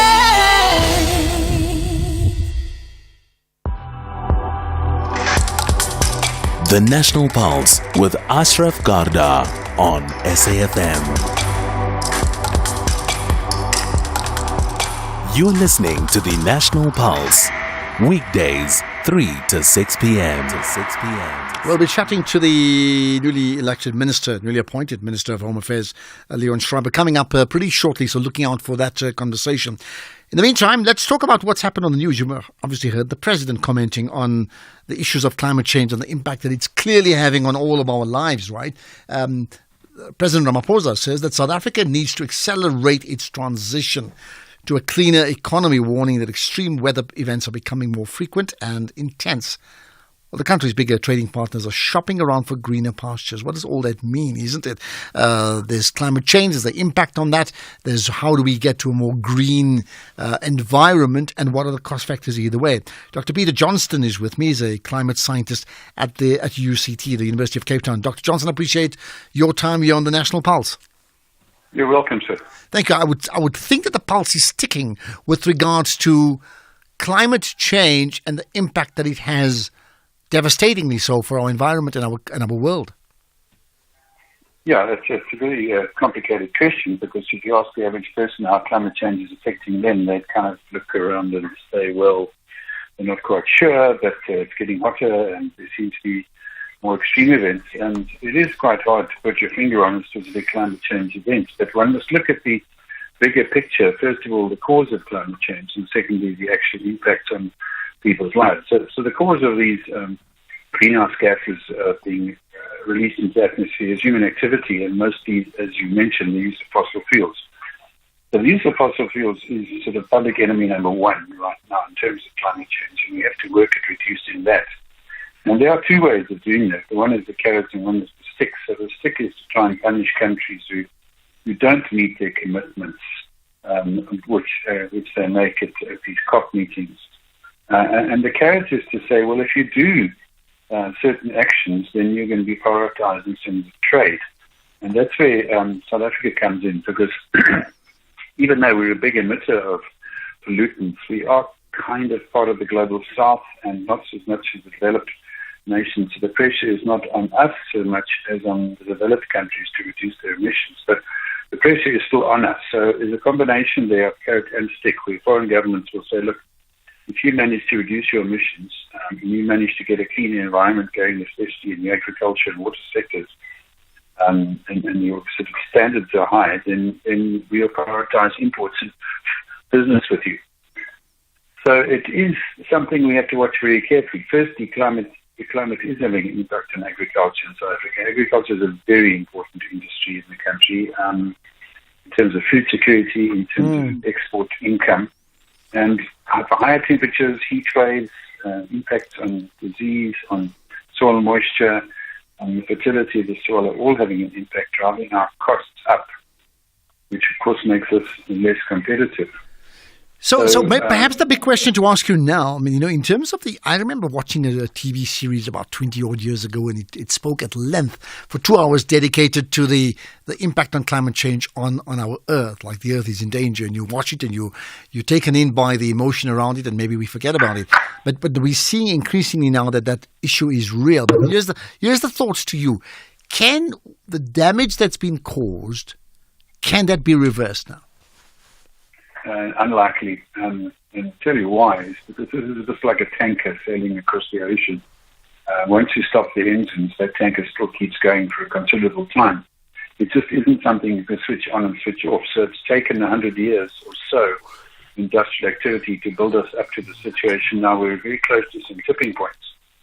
And these tipping points could mean devastating changes to the Earth's climate, to Earth's economy, to Earth's biodiversity. You just think of shifting climate zones, you think of ice melting and coastal cities being flooded. And that's not an unlikely scenario. If we continue as we continue, Greenland ice is certainly going to melt, and Antarctica ice is going to melt. And these two ice masses are sitting on a continent or on an island, and once they melt, the sea level will go up. And it sounds alarming, but it's perfectly true to do the calculations. But if they both melt, we're looking at an increase of up to 20 meters. So therefore, I mean, therefore, to borrow a very colloquial phrase, are we stuffed? Are we like, that's it? Well, it's a bit like after the disaster we had in the Western Cape with the rain. One of the smart people in, I think it was Malmstree, phoned in and said, "Listen, we're very adaptable." And that's a very, very important word, because if you are adaptable, it means you are resilient. And resilience is what we have to focus on. So we must recognize that there are going to be certain dangers associated with climate change. It's unlikely we're going to stop them, certainly in my lifetime. So we've got to get used to these things and try and recognize where we're vulnerable, and then build resilience by being adaptable. So if it's in your infrastructure development, if it's in your location of housing, your planning, if it's in your agriculture, you've got to look and say, how vulnerable am I, and how can I adapt to this changing climate, and therefore become more resilient to the changes that are not going to happen necessarily all at once, but more insidious. So we'll still have wet years, we'll still have dry years, we'll still have hot years, we'll still have cool years. But overall, the tendency for temperature is going up, and the tendency for rainfall is to become more intense. So are there examples? Are there examples of South Africa as a country being, resilient, as you talk, adaptable and resilient? I think so. Most of all is that it's not a political issue in South Africa as it is in Australia, the UK, and certainly in the US. People here are prepared to accept the science of climate change, accept the fact that science of climate change is having an impact. And then cities and towns are preparing plans to put certain actions into place where they can increase their resilience, whether it's looking at the flooding, the infrastructure like stormwater drainage, whether it's looking like water storage, whether it's situations where they're building houses with some form of ceiling to provide cooling and insulation. Things like that no one's objecting to. No one's saying, climate change is a lot of hooey, so don't waste your time doing it. So I think in that way we are quite lucky. We're ahead of other countries in some ways, but it's still going to bite, and it's going to bite mostly the poor and the rural people, because they just don't have the access to infrastructure, and if they're poor, and certainly not in the rural areas. Maybe the last thought. I mean, President Ramaphosa making the point that South Africa needs to accelerate its transition to a cleaner economy. I mean, I've heard that before. I've probably heard it like 10 or 15 times. And if not from him, then certainly from experts like yourself, right? What do we need to be doing next? Well, certainly we need to start moving away from coal. It doesn't make sense economically, and it doesn't make sense environmentally. People might say that electricity made from coal is cheap. It's absolutely not. it's very expensive. And it's not just expensive in what you have to pay, it's expensive because the infrastructure is expensive, the maintenance is expensive, and the unrecognized cost on the environment is high. So we need to absolutely focus as much in as we can on that transition. Now, you may say, well, what about coal miners? You may say, what about the coal infrastructure? You may say, what about the existing power stations that we've put in lots of money into? Fine. It must be a just transition. In other words, you look at those factors and you say, how are we going to change and still be fair to the players involved there?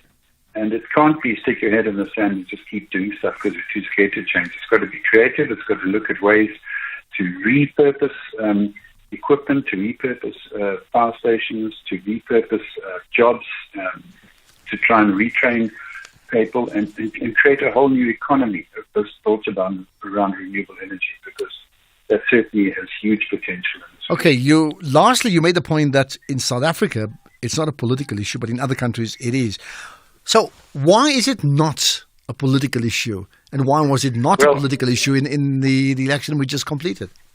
No, well, in fact, looking back at what I said, clearly our politics involved here, but what I'm saying is your political affiliation doesn't determine whether you accept climate change as a scientific fact or not, which it does in other countries. So here we do have politics that are involved.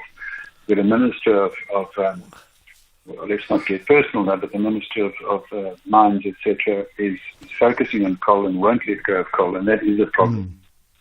If we had a more enlightened minister who looked at renewable energy in a more favourable light and instead of being short-sighted about it, looking into the future and seeing the huge potential of renewable energy, I think we'd be much better off. So in that situation, it is a political issue, but it's not one that sways the people one way or another. I think most people would recognize that we have to get onto renewable energy. If you look at solar water heaters, every single house should have one. Okay, just to end with very quickly, what role should civil society play in this? What role should civil society? Well, two. One is to get on with it themselves. And the private sector is busy doing that, and they're making it feasible for people to install solar installations into new houses that are going to save them a lot of money in the long term. And the second one is to put pressure on public authorities to keep saying, we want to hear in political manifestos what you guys are going to do about the climate issue. We realize that the other things like poverty, infrastructure, jobs, employment, and so on that are also very important, but we'd really like to hear about how you're going to deal with the climate problem. And that's where we leave it. Peter Johnson, Dr. Peter Johnson, appreciate your time. Climate scientist at the University of Cape Town. Is the climate change and the impact that it has on our world real? Or as they would say colloquially, spaza? Well, it's absolutely not spaza, that's for sure. If you thought it was spaza 10 or 20 years ago, you better change your mind. There is the reality. Well, this is the National Pulse. Here he comes. Hello, guys. You're so dramatic. Hey, bro, it's not me. It's the extra styling kit, the leather seats with the red finish. It's the tow bar, all coming standard with my red Isuzu badge. Wow, now that is extra. Why be standard when you can get the all-new Isuzu D-Max X Rider from just 8,742 Rand. Prime less 3.5%, 0% deposit, 40% balloon, and 72 months to pay. Get yours today. Finance is subject to approval. Isuzu Finance, a product of Westbank, a division of First Rand Bank Limited, an authorized financial services and registered credit provider. Every girl dreams of her perfect wedding. The venue, decor, rings, guest list, the speeches, the vows. Seeing a tear roll down her groom's cheek. The $1 million budget. I think there's a typo in the script, no? No, carry on. It's $1 million US, Chief. Bespoke Cartier jewelry inspired by Meghan Markle. Hundreds of thousands of dollars of flowers and multiple designer wedding dresses are nothing out of the ordinary for Lillian Chu, a wedding planner to the super rich in East Asia. She only takes 10 weddings a year at an average cost of $1 million. Channel your best joy with the $1 Million Wedding Planner this Thursday, the 18th of July at 10 p.m. only on S3. Open up. The National Pulse, weekdays, 3 to 6 p.m. The National Pulse with Ashraf Garda. So good that you're a part of the show just by listening in and engaging with me. Great that you do so. Tweet out anything you'd like. You can add your comments, use the hashtag The National Pulse, and then tag SAFM Radio as well as myself, Ashraf Garda. Love to pick up your thoughts on a range of issues that we are talking about now, all the things that moves the National Pulse. So Donald Trump's world is rather busy. CBS News reporting now that the federal judge overseeing the case alleging former President Donald Trump's mishandled sensitive government documents after leaving the White House has dismissed the charges against him as well as his two confidants. So that's just one thing on a day. We understand there could either be, from his side, the Democratic nomination, if not him, officially, then certainly the vice president, the running mate, so they speak, in American politics. Let's get to other issues. I'll get to your calls too in just a few minutes' time. But this is just as significant back home in South Africa. Philip Trutter, the first VBS bank convict, was released on parole months ago, right? So did you know that, right? He was released on parole, the Department of Correctional Services revealed. Now, he was the bank's chief financial officer, remember? He admitted that he was part of the group of people who were involved in the massive theft of VBS mutual bank funds. And as you know now, it's a big issue once again that has just surfaced in the last few days, right? So in 2020, Trutter was sentenced to 10 years in prison. 3 of those 10 years suspended. So my maths doesn't quite work out here. Let's find out why has he been released on parole. Singabako Ngumalo is the Department of Correctional Services spokesperson. Appreciate your time with the National Pulse. Hello. Ashraf, it's been a very long time. Good to talk to you. Far too long. It sounds like, in correctional services speak, that has a different meaning to it completely, so we won't even go there, right? But let's get to your story. So here it is. I'm looking at the last point on this. Trutter sentenced to 10 years in prison, 3 years suspended, but released on parole. Help me understand the maths around that. Okay. How it works is that inmates in South Africa, after serving the minimum required time, are then eligible to be considered for a parole consideration. Parole consideration does not mean placement.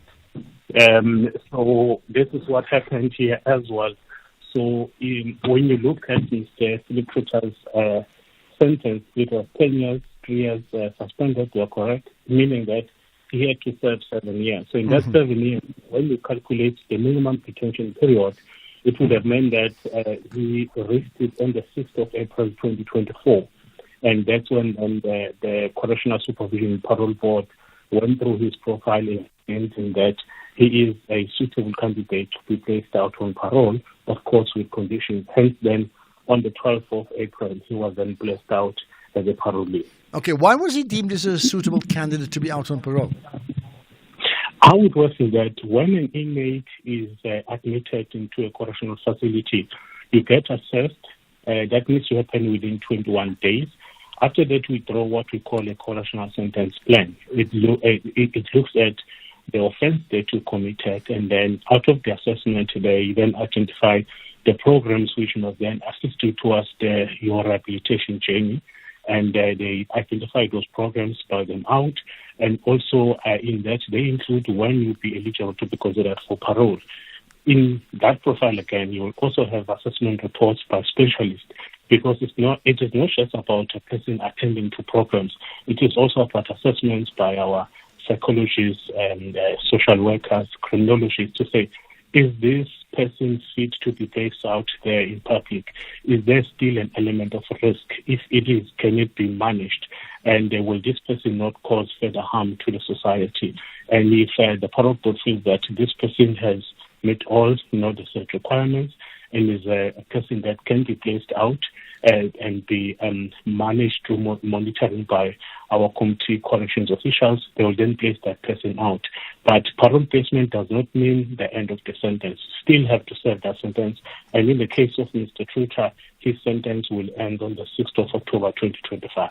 Okay, so he still has another year or so to go. But therefore, in this interim period between released on parole versus end of sentence, what then happens to him? And where does correctional services get involved? I'm trying to understand that relationship between the two, him and correctional services. In correctional services, there is a branch called community corrections. Why do we rehabilitate people? We rehabilitate them so that they could go back into societies as change agents, as people who can then start working towards the good of society. But for us to be in a comfortable position to say, indeed, this person is worthy, to stay out there, when that person is placed out, we still have to then do what we call due diligence by monitoring this person, where we say, you are placed out with the following conditions.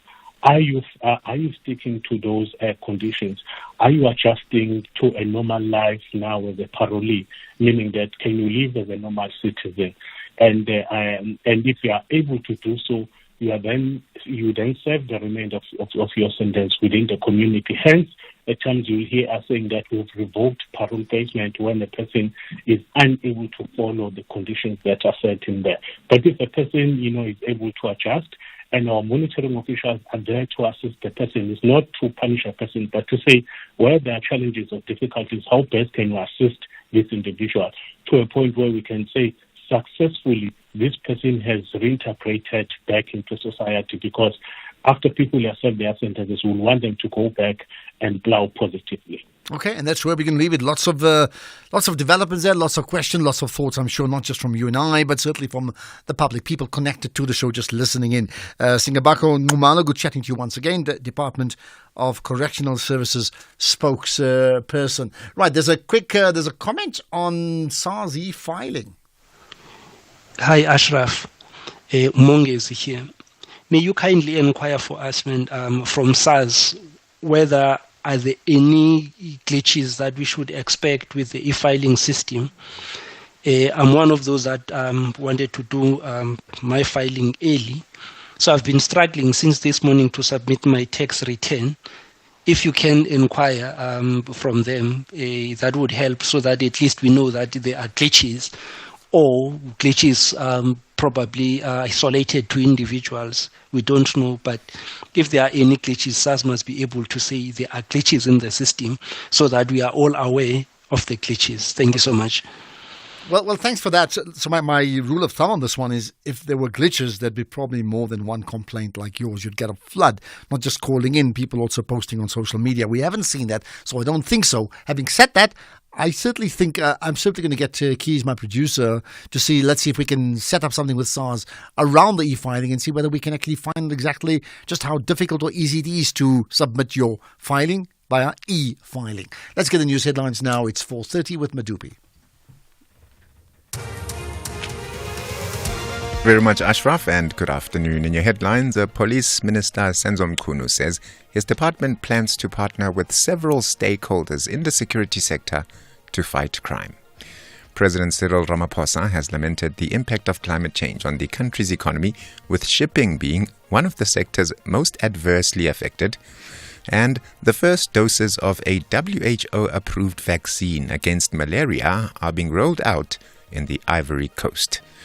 Details of these and other stories at 5 with Craig.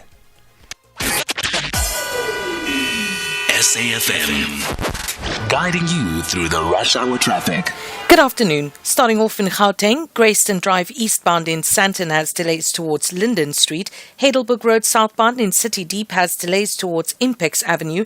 In Pretoria, Stormful Road is closed between Petroleum Street and Hans Coverdale Road East. Eskom Patleli Drive northbound has delays towards Moot Street, and the N1 northbound has a stationary truck just before Rigel Avenue. In KZN, the N2 southbound is queuing towards Spaghetti Junction. The M7 has roadworks with traffic restrictions towards the Bel Air Road, Wakesley Road Junction, and the M13 eastbound in Pinetown as roadworks with traffic restrictions at the N3 Paradise Valley interchange. In Cape Town, in Brackenfell, Okavango Road southbound is slow-moving at the N1 highway, and Brackenfell Boulevard is slow-moving at the N1 highway. Victoria Road outbound is slow-moving through Woodstock. Wetton Road eastbound is slow-moving through the central Wetton area, and Turfville Road eastbound in Lansdowne is queuing towards Jan Smuts Drive. With your traffic update, I'm Irma G. This is SAFM Sports with Tuming Kapele. Chumi, the Olympics is less than 14 days. Have I got my maths right? You are right. 11 days to be exact. Okay, you don't have your ticket. Sorry. That doesn't mean we can't talk about the Olympic Games. Yeah, well, 11 days to go to the Paris Olympic Games, and the Olympic torch relay today passed the Eiffel Tower as the flame continued to tour the host city's capital. Large crowds of locals and tourists lined the route today, the second day of the Paris relay. And Paris Olympic chief Tony Estanguet says that after 10 years of preparations, it's finally becoming real. The torch will also pass by Roland Garros Tennis Stadium and 2 other cities in France later today. Then in football, exactly 3 years after FIFA first complained about the South African Football Association's lack of focus on preparing its junior national teams for international competitions, the SA Under-20 national team have been without an international match for 2 years. In 2021, FIFA highlighted junior national teams only being assembled on the eve of the qualifiers as a source of the country's failure to qualifying for international competitions. And now the new Amajita team coach Raymond Mdaka is here to just explain the challenges that they're facing. And also integrate at least 20 of those players, who are based in Europe and who are based in America, so it's been a bit of a challenge. But we hope to play 2 matches next month, and then of course maybe towards also the end of the month have another longer camp as we prepare for the COSAFA, which has been penciled for the first week of September, to prepare for the COSAFA Under-20, which is a qualifier for the AFCON Under-20. The newly assembled Under-20 team had a local earlier this year and was supposed to camp again later this month. But according to SABC Sport, it understands that the lack of funding prevented them from holding that camp. And Steenbok from SAFA says that he's hoping to address the issue of the Under-20 national team in a SAFA technical committee meeting this week. I'm taking the matter, for example, to the technical committee next week, because the concern of the Under-20 is genuine. We need to be sure that we give Coach Raymond and the team, Coach Yeye, Coach Karabo, the ample opportunities for them to be able to qualify this team. Because I think you already know the group that we have. We think is a very talented group. Chandra Campbell has just now joined a team in Belgium. You have Shabal Mfundo, who has been promoted also. So it's quite an interesting group of players that we need to make sure that next month at least we play 2 matches, and have a longer camp leading to the tournament. So we'll address that, and thanks for raising that, because it's one thing that I'm going to raise at the technical committee, that the Under-20 hasn't played for some time. The last time we had a camp, but now we have to make sure that we accelerate the final process to make sure that they're ready, and they take us to the World Cup. In motorsport, the Kazakhstan MotoGP scheduled for September has been cancelled. This is due to issues caused by devastating floods in the country earlier this year and will be replaced by Emilia-Romagna. Organisers announced today that the Misano circuit in Italy will stage a second event this season on the 22nd of September. This is 2 weeks after it hosts the San Marino Grand Prix. Kazakhstan had been set to welcome riders for the first time last month, but unprecedented bad weather and flooding across Central Asia caused a national emergency. In rugby, 3-time winners France will face England in the Under-20 World Championship final this week after beating New Zealand in a high-scoring clash in Cape Town yesterday. And France's title defence at Cape Town Stadium on Friday will continue. New Zealand and Ireland will meet in the third-place playoff, and Australia, meanwhile, overcame Wales to set up a fifth-place final against Argentina, who beat South Africa. Then in golf, Tiger Woods was out at Royal Troon practicing ahead of the 152nd Open Championship. The 48-year-old is a 3-time winner of this particular major, taking the Claret Jug in 2000, 2005 and 2007.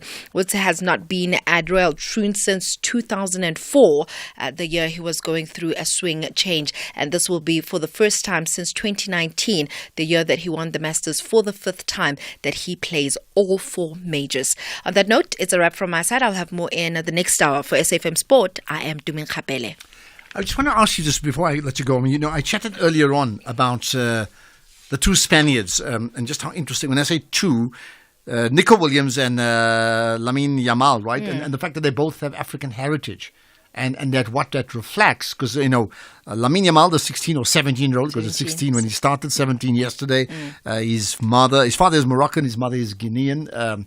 And then the Nico Williams he's got Ghanaian heritage. And the point I'm making about, we know why parents go to other countries or continents, but overall, we can think of thousands of talented Africans who are actually now, and their children who are actually building new countries elsewhere. Absolutely. I mean, remember, I think at the World Cup, at one stage, there was a whole conversation about France and the number of African players that are in the team as a whole. But just talking about these youngsters, Lamine Yamal, absolutely brilliant talent that we saw there at the Euros. I was just looking at his performance as a whole. He was literally in each team that played in every single game at the Euros. He took the corners, he took everything. I was watching him yesterday. This is Lighty, he's a kid. He even He's not just in the team, he was taking everything. And in terms of the Euros, he went past Cristiano Ronaldo in terms of the assists in the knockout stages. He's now sitting at 3 assists. However, this just shows the brilliant talent that these youngsters have. And 2 saves, I think the goalkeeper pulled out, others would have scored as well. But anyway, tremendous. But I mean, there's a bigger question as per my conversation to you. To me, that's it for now, right? Righty. We'll talk again in an hour.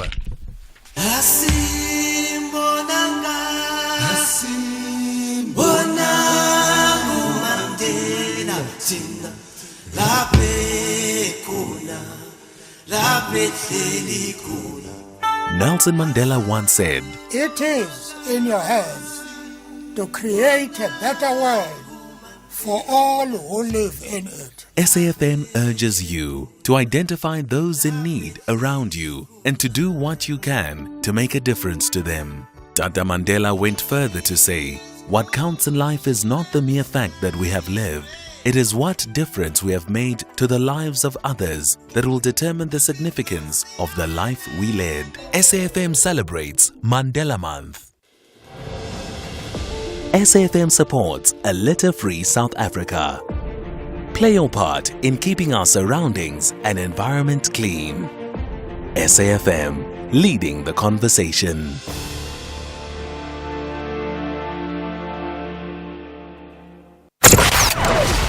Economic news on SAFM. Facts and figures you can count on. Let's get to the markets as always with Makwe Masilela, Chief Investment Officer at Makwe Fund Managers. Makwe, good chatting to you. You got an update on what? Bell Equipment, right? Tell me about them. Yeah, afternoon to you, Ashraf, and to the listeners. Yes, these guys are the founding family, and then this is called AI Bell. It's an investment holding company owned by the founding family of Bell Equipment. So the guys are already own 70% of Bell Equipment, and then the guys made a firm intention to acquire all the other issued shares and delist the company from the JSE. That is to acquire an additional 15% at 53 Rand per share, which Ashraf is a 71% premium to the last closing price. Hence, the share price now is up 46%. And this guy's AIB believes that for Bell Equipment to remain competitive and to adapt and grow in an increasingly competitive industry, the company should be restructured to better position itself in the global arena and to enhance its agility and flexibility in decision making, which unfortunately is not suited in the listed environment. And in an environment where it's unlisted, the guys will be able to take a longer term view and be able to make certain strategic decisions which are unlikely to yield a positive short-term financial result. Right, then you have some news as always on local and global markets, right? Yeah. For the whole of last week, the oil share was up 1.5%, and we've seen the rand trending almost to 0.8% for the whole of last week. And the US dollar caught up some safe haven bids. That's after that attempted assassination of former US President Donald Trump over the weekend. And the prospect of a Trump presidency has been pushing the dollar higher, and under the Trump presidency, markets expect hawkish trade policy and also a looser regulation over the issues from climate change to cryptocurrency. And investors also expect an extension of corporate and personal tax cuts fueling concerns about rising budget deficits, but some market participants have challenged this prevailing market expectation regarding the impact of a potential return of Trump, suggesting a shift from anticipated tax cuts to increased taxes through higher tariffs, meaning to expect benefits for stocks from tax cuts might not happen, as taxes will be raised by jacking up tariffs, and China's economy grew at the worst pace in 5 quarters as efforts to boost consumer spending fell short. That itself is piling pressure on Beijing to lift confidence. The guys are having their twice-a-decade policy meeting this year, and also their retail sales rose at the slowest pace since December 2022, showing a flurry of government efforts to choose confidence have done little to help the Chinese consumer. And we are getting our May retail sales on Wednesday. April, our retail sales increased by 0.6%, and on Thursday, our interest rate decision is expected to remain unchanged. And markets are looking ahead to their comments coming from the U.S. Central Chair today. And this week, Chinese data present a weak outlook, that is for oil demand, and a stronger dollar is not helping the situation. Hence, we see Brent crude is down 0.6% at $84 a barrel.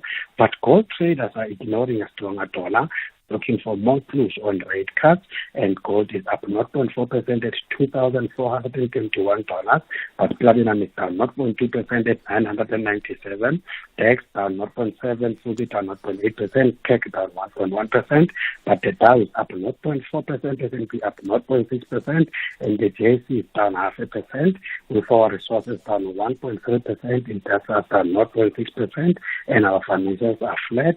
The rand is struggling against the major currencies. It's down over 1.5% over the US dollar. Compared to the US dollar, it's now trading 18.26, 23.71 to the pound, and 19.93 to the euro. Okay, that's it, Makwe. We'll chat tomorrow. Thank you for your time. As always, Makwe Masilela, right? Let's get on to other issues. In fact, I will... I see there's a couple of comments on some of the issues, but we want to pick out some of the issues around the concerns in KZN regarding the fires there. So let's talk about that next. Ashraf Garda on SAFM. Certainly the National Pulse, and if you are switched on to the National Pulse, I'm certainly appreciative of it, not just to the show, but certainly the issues that drives the nation on a whole range of issues. We'll chat to Dr. Leon Schreiber, the Minister, Leon Schreiber, now from Home Affairs. We'll chat to him shortly, but let's get to this issue. We spoke about disasters in Cape Town and we spoke about climate change earlier, but let's link all of this. There's been raging fires that destroyed 237 dwellers and left 430 dwellings, that is, and left 431 families destitute. That's at the Canville Informal Settlement in the Seacow area of Durban. Now, we understand that the MEC for Transport and Human Settlements in that region is currently visiting that area to look at what has happened and to try and speed up recovery issues and in terms of other support. So with us now on the line is the MEC Siboniso Duma, the MEC for Transport and Human Settlements in the KwaZulu-Natal region. MEC, appreciate your time. Thanks for joining us on the National Pulse. Thank you so much, Ashraf, for putting this opportunity. Greetings to your listeners at home as well. Much appreciated. I've got the 237 dwellings destroyed, 431 families destitute. Has that number changed at all? Yes, no, the numbers in terms of the patterns have not changed, but we are here on site right now as we speak. The damage has been assessed by the department because our intention is, as you know, that these informal settlements, how they are structured. As a human settlement, it goes, delegate our team, send them on the ground. We then respond extensively because the intention is to build almost all these informal settlements to their setups. But at the same time, we must offer the therapeutic session that you must also delegate. The social development is already here on the ground, working closer with almost all the entities. Ethekwini Mayor is also here, just suppose with the process of ensuring that when we go out, we must be sure that these people are going to be not going to be subjected to the wind. These people are going to participate. And our communities are going to be sure that the government was with them even whenever there was this problem of disaster. So what sort of support can you offer them besides the counselling that you made, that you mentioned, and then maybe, erecting some structures? But the fact is all of them are now displaced, right? And therefore vulnerable on a regular basis to the type of climate change issues that we now experiencing, or rather that we are now feeling, and rather regularly? I think it ranges from different variables. Number one, I think it's a matter of creating awareness, the type of an area that from now onwards you must build. We don't allow people to have a dwelling in a wetland, in the waterlogged, and in an area where it's not okay, where you find that there is a lot of lightning. But on the same breath, we make sure that from time to time, we identify an area for development, we take them. It's unfortunate because of exodus. Everyone wants to be around Durban for employment opportunities. So we do create an environment where we know that if they've been evacuated in a place that is protected, from then onward to just block the area. Unfortunately, in Kempton area, you will just build today.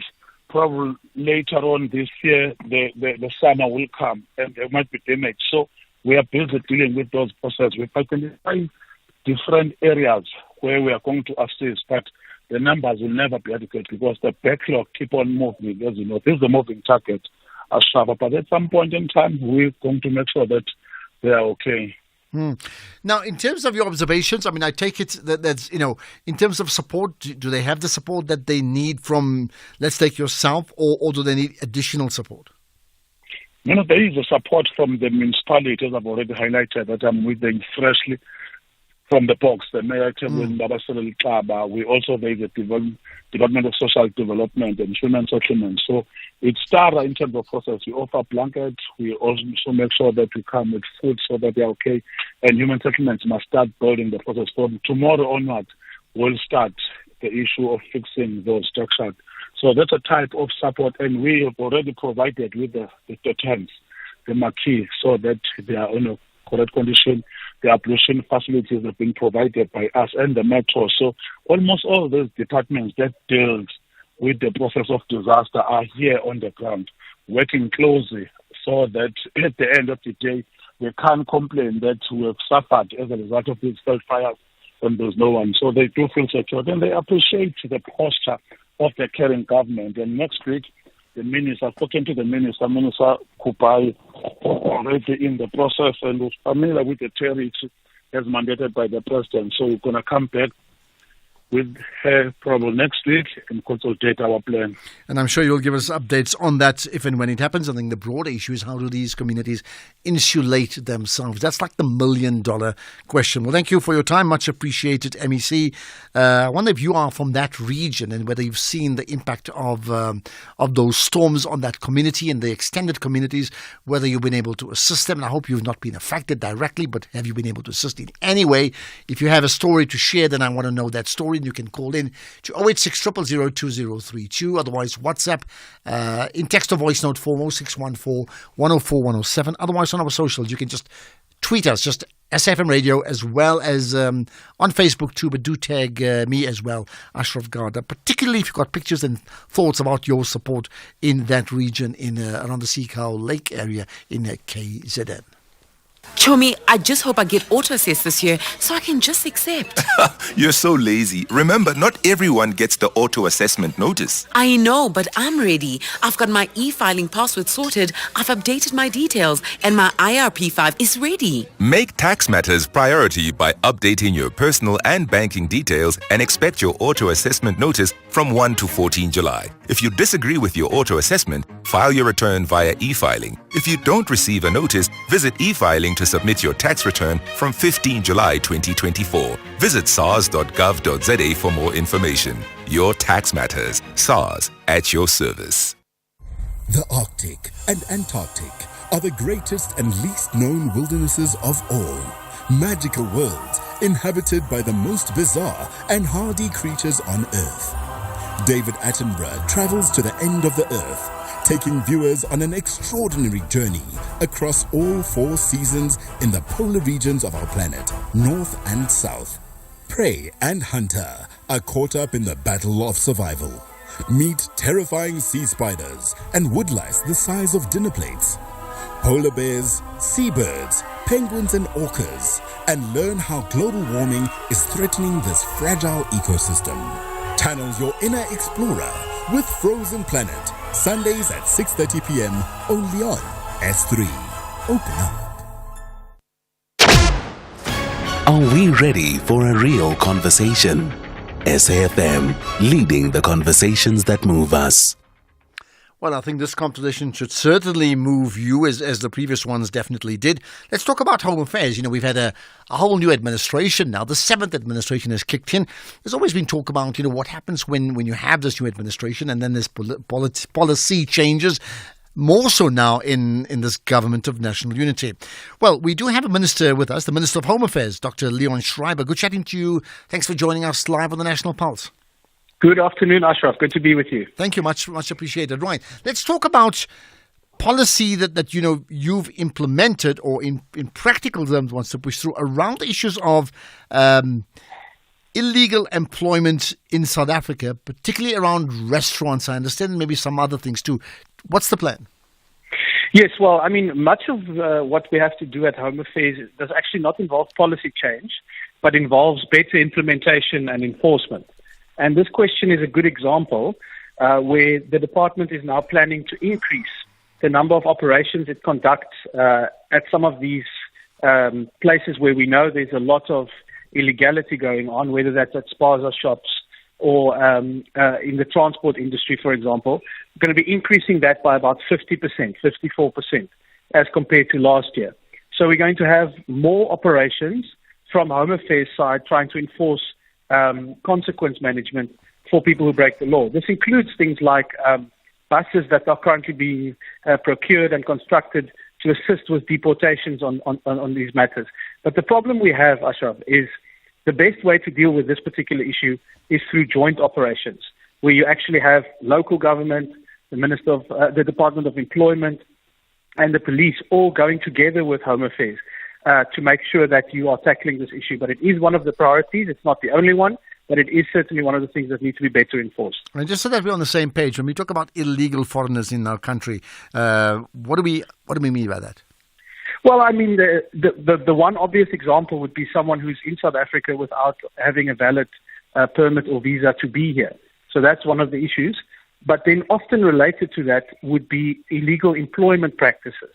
And that's why I'm saying that's where you would have the Department of Employment and Labour having a role as well, to make sure that people who may, in some sense, be legal to be in the country, but perhaps are not authorized to work, that you also can track down those kinds of violations.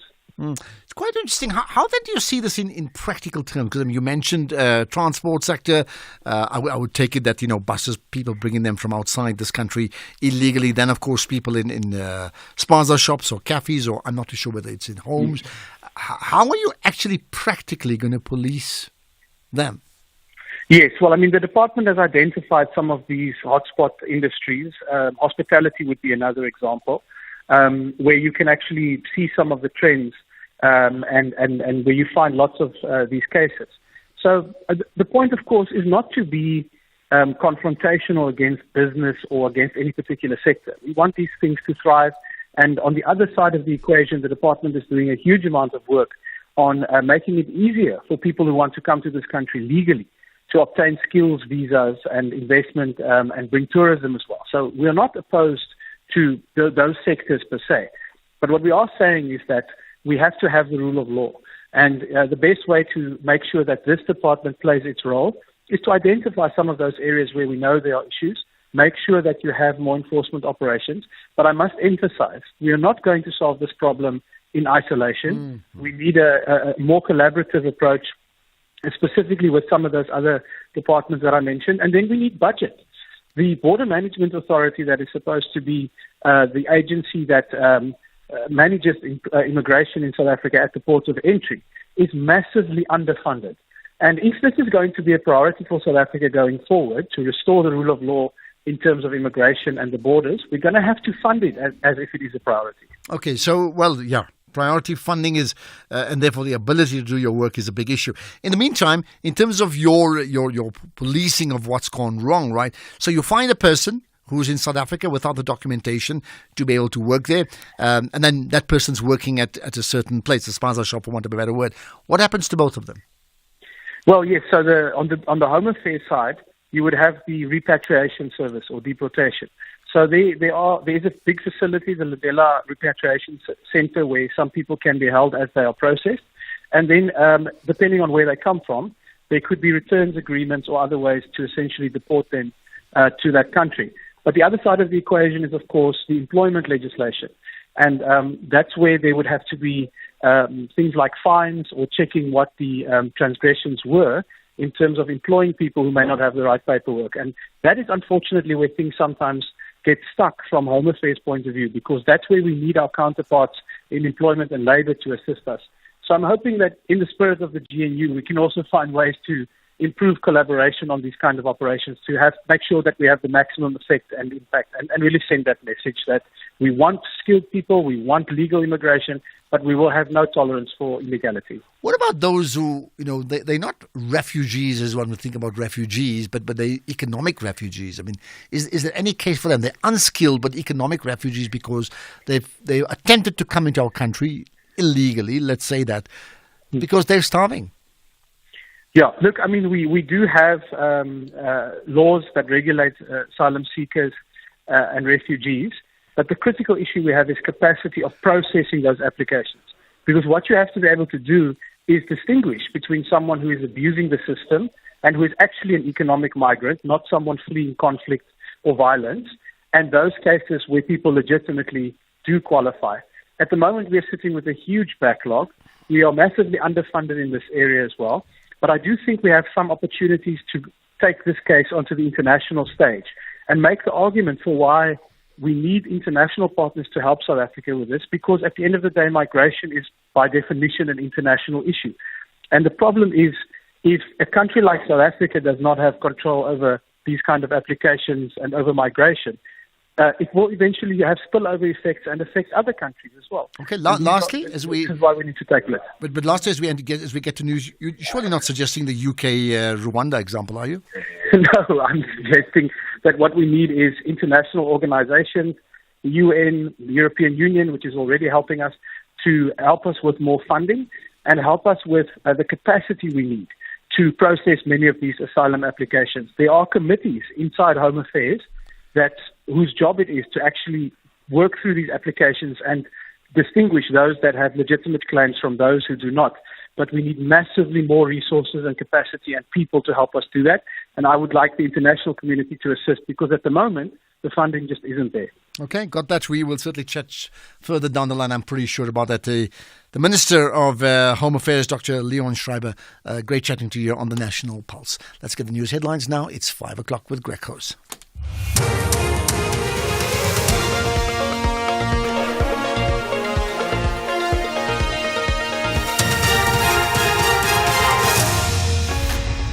Thank you and good afternoon to you, Ashraf. In this news update, Police Minister outlines crime strategy and malaria vaccine rolled out in Ivory Coast. Good day to you. The Police Minister, Senzo Mchunu, says his department plans to partner with several stakeholders in the security sector to fight crime. He was outlining the priorities for the Police Ministry in the 7th administration in Pretoria today. Our mission is clear. Our country must be safe for all citizens. We cannot win the war against crime alone as government. We will partner with community policing forums. We will partner with the private sector, that is business in particular, but we'll also partner with the private security industry. We will partner with communities to the fight against crime. Working together, we will make progress towards making our country safer. President Cyril Ramaphosa has lamented the impact of climate change on the country's economy, with the shipping being one of the sectors that are most adversely affected. This after winter storms along the country's west and east coasts disrupted shipping operations to such an extent that Transport Authority Transnet ordered the temporary suspension of the movement of ships. Ramaphosa was speaking at the Climate Resilience Symposium in Pretoria. These adverse weather conditions temporarily brought container ship traffic to a complete halt at the port of Cape Town when we could least afford it. Rough seas resulted in cargo vessels losing containers overboard and others being extensively damaged. Now, the port of Cape Town is the country's second largest container terminal, and in the wake of what's been happening in the Suez Canal and all that, many countries and companies have been redirecting their cargo or their vessels right round the Cape. And this weather impact has been quite negative for us. City of Tshwane has been urged to partially shut down water supply due to a pipe burst in Sunnyside and nearby areas. The city says once the pipe has been exposed, the estimated restoration time will be determined and plans for repairs will follow. Water tankers will be provided. The city's Lindela Mashir. Some of the following areas that are supplied from this pipeline will experience low pressure to no water in the higher lying areas. Sunnyside, Arcadia, and south of Pretoria CBD, Jacaranda Hospital, Heart Hospital, Mulmet Hospital, as well as Pretoria Eye Institute. The team will meet on site tomorrow morning to effect the repair work. Further updates will be communicated to the affected consumers. 47-year-old Northern Cape man found guilty of statutory rape, grooming a minor and child pornography has been sentenced to 24 years behind bars by the Port Nolloth Magistrates Court. The man, who was the neighbour of the minor, had sex with the young girl, recorded himself and also exposed her to pornography. Police spokesperson Sergio Cook. On the 27th October 2022, the father of the victim found a video on his 13-year-old daughter's cell phone of her having sex with a 47-year-old neighbour and laid a formal charge with the police. The perpetrator was immediately arrested in Port Nolloth and sentenced on the 12th of July 2024 as follows. Count 1, for statutory rape, he received 6 years imprisonment. Count 2, posing a child to pornography, he received 6 years imprisonment. Count 3, grooming of a child, he receives 6 years imprisonment. Count 4, using a child for pornography, 6 years imprisonment. Count 2 to 4 will run concurrently. The first doses of a World Health Organization approved vaccine against malaria are being rolled out in the Ivory Coast. The vaccine, which is developed by a team at Oxford University in the UK, is the first to have a 75% success rate. Head of the vaccine development team is Adrian Hill. It's less expensive, it's more available, and it works better. So this is a vaccine that was designed and developed in 2012 and has been progressing since then. And previous vaccines haven't, been able to build on what was known previously and develop something that really is at a price point where it's realistic to roll this out in many tens of millions of doses from now on. Top story, the police minister says his department plans to partner with several stakeholders in the security sector to fight crime. That's SAFM News. I'm Greg Goos. And coming up in your sports, the Munjani rejoices on finally lifting the Wimbledon doubles title, and Athletics South Africa removes Luxolo Adams from its Olympic squad. More details at 5:30. SAFM, guiding you through the rush hour traffic. Good afternoon. Starting off in Gauteng, the N3 southbound in Germiston has a stationary vehicle after Geldenhuys interchange. The M1 southbound in central Johannesburg is queuing towards Crown interchange. Woodlands Drive eastbound has a crash just before Woodmead Drive. Allendale Road eastbound in Klokop has delays towards Mastiff Road, and the N1 northbound in Pretoria has a stationary truck just before Rigel Avenue. In KZN, the N3 in Escort has roadworks with traffic restrictions near Fairway exit. The N2 southbound is queuing towards Spaghetti Junction. Bayhead Road has roadworks with traffic restrictions between the Shell Garage and Sydney Road. In Cape Town, the N1 outbound is slow moving towards Yiptiyaga Avenue. The N2 Nelson Mandela Boulevard outbound is slow moving towards Hospital Bend. The M3 Philip Hosanna Drive outbound is slow moving towards Hospital Bend. The N2 outbound has a crash reported at Lesbek Parkway, and Marine Drive outbound in Pardon Island is slow moving towards Neptune Street. With your traffic update, I'm Irma G. SAFM 104 to 107 nationwide, leading the conversation. From 1936 to the future, from Ekaya, Ekasi, to Jozi and Urkan to the world. From dance and poetry to stages filled with our hopes and dreams. From SABC radio stations to cross-border triumphs. From drama, comedy and heart-pounding sport to raise our flag. From culture and spirit to the streets where talent is grown. From generation to generations and the shows that kept us entertained. So, what are you waiting for? Kumbule Kaya. SABC has always been home to our joy, stories, and Msanti's magic. Come home to SABC Plus, still home to the best of who we are. Channel the forgiving spirit of Utata Madiba on Afternoon Express, Tuesday at 6 p.m. on S3, as community development practitioner Taryn Lee Bell shares how he rebuilt a nation with the power to forgive. We discuss the magic of making a child's dream come true and cook up Madiba's favorite oxtail with umngusho. That's Afternoon Express this Tuesday at 6 p.m. only on S3. Repeat Sundays at 8:30 a.m.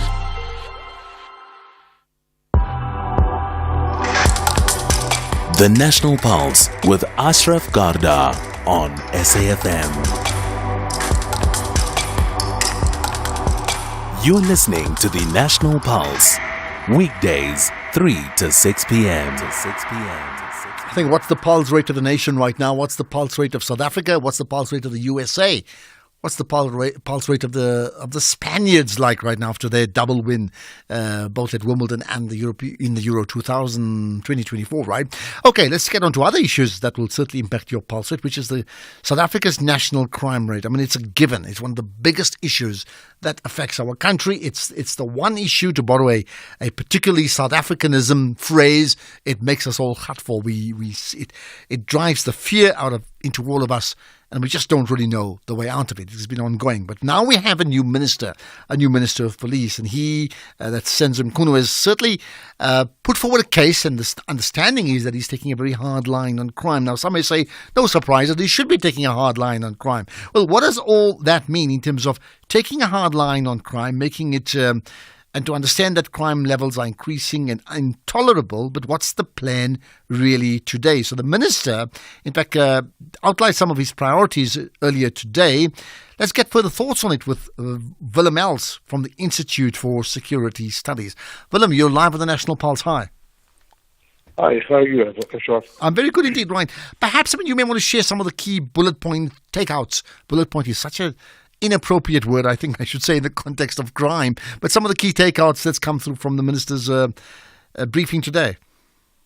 Yes, Ashraf, if you look at the challenges that the minister has, since 2012, when our crime really started to deteriorate and it went from bad to worse, it plummeted by 61%. Our detection rate. That means from arrest to conviction and sentencing, we only have about 12.5% of all the crimes in South Africa that end up in that way. So that is the task that this minister faces. So one of the key things that we saw that is really promising is that it seems that he's going to follow a very inclusive and a consultative approach, where he's going to bring in other departments that can also assist, like, for instance, with women and children, etc. He's also looking at the private sector, at NGOs, at religious institutions to contribute towards his strategy and towards the solving of crime. So the initial observations that he had, he said that we have to look at an integrated national crime strategy. We already have one, but the problem that South Africa have, we are very good at drafting of strategies, but we are not very good at implementing them. So it seems that he's going to push for that. We also have the integrated strategy on violence and prevention that is from 2002 that he can also look at, and we're sure that he's going to look at. He looked at your legislative amendments. He said, our police act is outdated. He's also going to look at the national policing or policy on policing. Normally, within about 6 months after a minister took office, that should be in place. So we hope that he will focus on that. Then he looked at something that is very, I think, on everybody's mind is professionalism of the police. And corruption plays a very, very big role there. So he says he's going to professionalize the police. He's going to try and look at stamping out corruption. He's going to look at restoring that pride in the police, to detect and to serve. And then also he's going to look at how he's going to make policemen proud of what they're doing again. How convincing is his plan to you? You know, it is early days for the minister, and what the minister needs to do, he needs to provide direction to the National Commissioner. What we saw in the past was a very strong minister that seemed to tread on the ground of the National Commissioner, who is the operational head and was not really able to implement, but was also to some extent hiding behind the minister. What this minister is doing, he said he's got a National Commissioner, and he's going to stick with this National Commissioner, but he will have to implement. So he will provide all the tools to the commissioner, and he's going to evaluate whether the commissioner is implementing. So I think he's on the right path. With that strategy, I think we're going to maybe see some stronger implementation when the National Commissioner is allowed that space to start to implement the policies and also to look at the strategies. Interesting you make the point about the National Commissioner being allowed the space. Therefore, maybe there's the last thing to you, what is the first sign you'd be looking out for, which if implemented, you could come back and say, yeah, we think he's got it? I think at the end of the day, the crimes that he highlighted, for instance, your organized crimes, your gangs, your violent crimes, your contact crimes, firearms, and so on. If we start to see successful convictions and arrests, especially one of the focus points that he said he's going to focus on, and the National Commissioner also indicated that just last week there were 4 arrests, is on the construction mafia. So when we see that they start to target these organized crime syndicates that in the past have sort of got their way in doing business, and that is going to start to restore the trust in the police by the public. Okay, and that's where we can leave you. Thank you for your time. Well, as we've often said, let's wait and see. Certainly what has come through in terms of policing and safety and security in our country for the better part of 30 years in democracy has left us all with a very sour taste. And that's just the reality. So we all are in this together, desperately hoping that crime rate is absolutely crushed because it's that big an issue. Well, with that in mind, what then about the opening of Parliament? What would the President say on Thursday? We'll talk about that with Sipho Siepe right after this. The National Pulse with Ashraf Garda. All right, so we'll chat in a few minutes' time to Prof. Sipho Siepe, just looking ahead to the opening of Parliament and what he may and may not say. Let's get to some of the calls in the meantime. I think we have, we're going to go to Cape Town first. I think, no, in fact, we're going to go to, Jamila. We're going to talk climate change here. Jamila, good chatting to you. Hi. Good afternoon. Thank you for joining us. Go ahead, yeah. I wanted to check something. Have you heard about chemtrails? I don't hear. Have I heard about what? Sorry.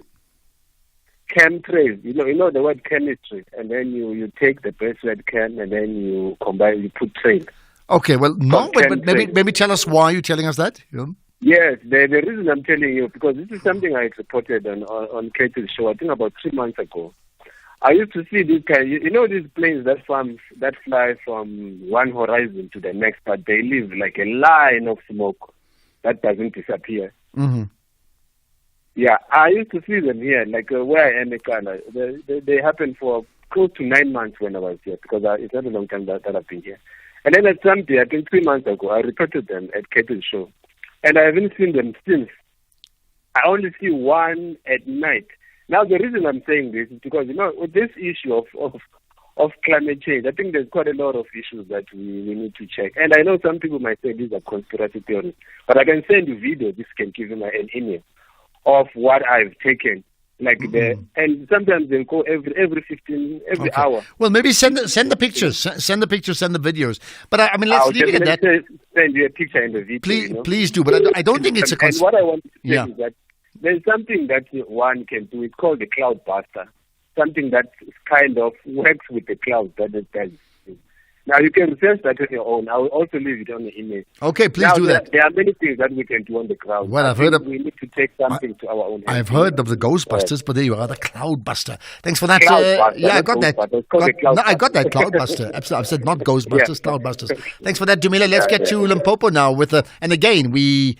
all around the country, because that's the reach we have. We speak to you wherever you may be. So Limpopo's on the map. Malisela, good chatting to you. Hi.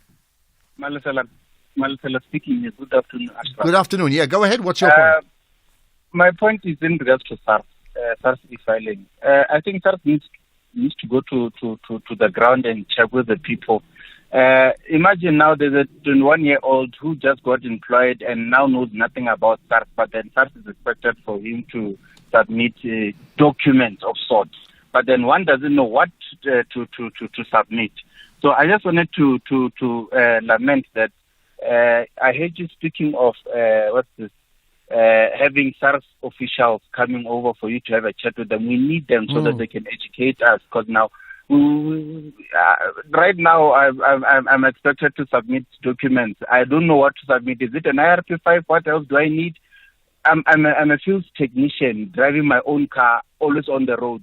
What do I need to submit in regards to that? I don't know. I have to now ask people. I have to hire someone. I think you're right. You need like a whole degree to just handle that. You understand? Those things you are not taught at primary school. You're not taught at high school. At high school, you are not taught how to manage your credit, how to buy a house. So you don't know anything in regards to I agree with you. Things. I tell you what, I've just had to submit a visa for a foreign country. I need 4 people to help me. I promise you that. It's not just you. It's a huge problem. But maybe at high school, how to fill in a SARS form, it needs to become part of, life orientation, or the life skills that you certainly need to have. Rafiq has a view on illegal immigrants, right? Good afternoon, Ashraf. It's Rafiq here. Quite interesting. You ask the minister about employers who employ illegal immigrants, and you specifically talk about restaurants. In response, he chooses to talk about spaza shop and transport as places that they are going to focus on. Why not talk to the restaurants that you mentioned? Is it because those restaurants are mainly owned by whites in the Western Cape? Can he explain? Thank you. Okay, he's certainly gone. I mean, I heard what you said. Now, I think, obviously he's talking about the whole country, not just in the Western Cape. I mean, let's get that right. Here's another one on... remember the super fans? Hi, Ashraf. Flores here from Worcester again, Western Cape. Ashraf, so from now on, we will need to get used to the fact that there will be no more joy for super fans at our national teams. Yeah, no, I think it's fair. That's my personal opinion. We all are fans and we all are super fans, but why must a certain grouping benefit from all the financial benefits that they get from sports administration? So I think Gaten really hit it right on the nail. Have a good show. Bye. Okay, got that. Well, I don't know if I totally agree with you. I mean, I agree with some parts of it. I think a lot of money has to be channeled in the right direction, and you can't have super fans, but you can't have other things and big banquets without actually having money to send teams to the Olympic Games. But there could be a case for some fans that really contribute. The question is how much. On the other hand, did you see Mama Joy's tweet over the weekend suggesting that the Boks lost to Ireland? Well, you know why. You can work it out, okay? Yeah, we can do this. It's been a long time coming. This deserves to grow. It's a great business. If they don't like it, someone else will. And fund me so I can expand. Maybe I can offer them shares. I need to retain equity for staff. It's going to be good for recruitment. Yeah. Possible begins with that one great idea. When Telkom enables entrepreneurs to make their ingenuity a reality, we grow local economies. Telkom. Possible begins here. Attention ladies, Join us on Saturday, August 17th, 2024 for the Star Choices Yours Women's Day event at Altitude Fourways, a day dedicated to empowerment, inspiration and transformation. Engage with dynamic speakers, attend interactive conversations and connect with amazing women just like you. The event will be hosted by the fabulous Unatingai. Don't miss out on this opportunity to celebrate and elevate yourself. Get your tickets now at www.quicket.co.za for 550 Rand, drinks, food and a gift bag included. Plus, stand a chance to win an honor product. This incredible event is powered by independent media and the Honor 200 series. S3 is bringing you the best in Indian cinema every Sunday at 2 p.m. Laugh, dance, get drawn into the drama, revved up with the action, and maybe, just maybe, shed a little tear. Catch Gagi on the 7th of July, Selfie on the 14th, Prince on the 21st, and Laila Majnu on the 28th. It's Indian cinema like you've never seen it before. Channel your best entertainment with Indian cinema only on S3. Open up. S3.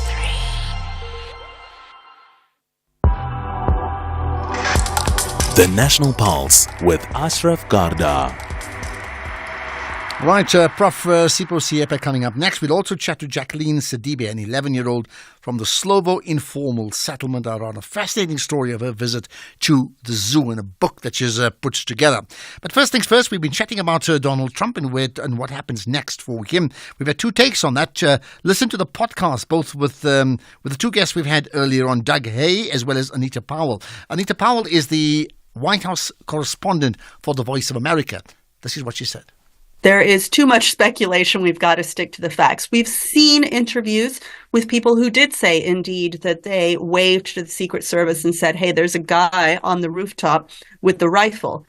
But I would caution that the investigation, which is being led by the FBI, the top national law enforcement agency, is very much in progress. And I would, as President Biden said yesterday, speaking from the Oval Office and also from the Roosevelt Room of the White House, he said, don't draw conclusions at this point. That is law enforcement's job, and they're still very much investigating. So, yes, it is obviously worrying to hear these reports that this shooter was spotted. But until we know more, I think we have to be very cautious. Be cautious, Biden said. In fact, Americans must cool down, something along that line. We have the opening of Parliament coming up on Thursday. Do you cool down, or is it hot as anything else? It certainly is a massive reflection on the state of the nation, the national pulse. So let's find out what we can expect this time round with Professor Sipho Siepe, who's a political analyst. Prof. Siepe, as always, good chatting to you on the national pulse. Good afternoon. Thank you. Right now, you have some thoughts about what to expect, and I understand that you're not very complimentary of the previous states of the nation or opening of Parliament. Well, you could say context defines everything.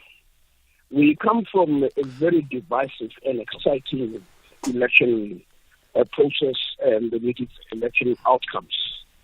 And the state of the nation must actually reflect where the state is in terms of the original promises and the vision that we had in 1994.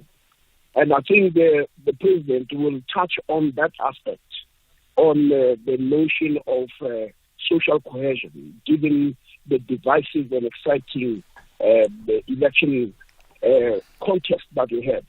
And I think it's very important because it's all about recalibrating.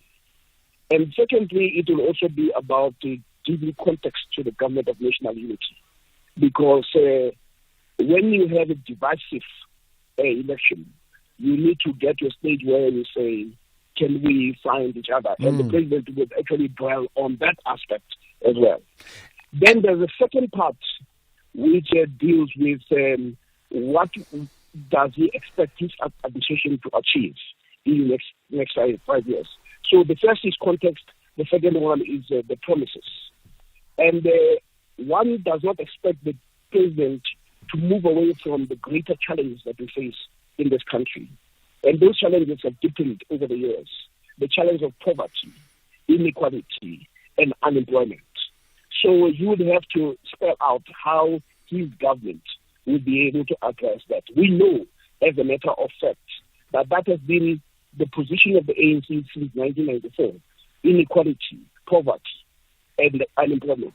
But the ANC had failed dismally in that regard. This is why it got punished in the last election. I understand that. Let me then check with this. I mean, surely the president has to strike the right chord. I mean, you said in the past the presidential speeches under the ANC government have lost meaning. But, I mean, do we say two things here? That this, in fact, is not an ANC government speech any longer, right? And therefore, the speech has got to be a consensus-building speech. Oh, definitely. It has to do that. And also, I think as the head of state, he needs to also remind people that we are in this together. But there's also the issue of reality. Remember what we also know, that even when the ANC had an outright majority, when all ministers or 90% of ministers were from the ANC, we also found the politics of incoherence within the ANC itself without it being hobbled by other parties. And we must also understand that the parties that are also in the GNU have their own agendas.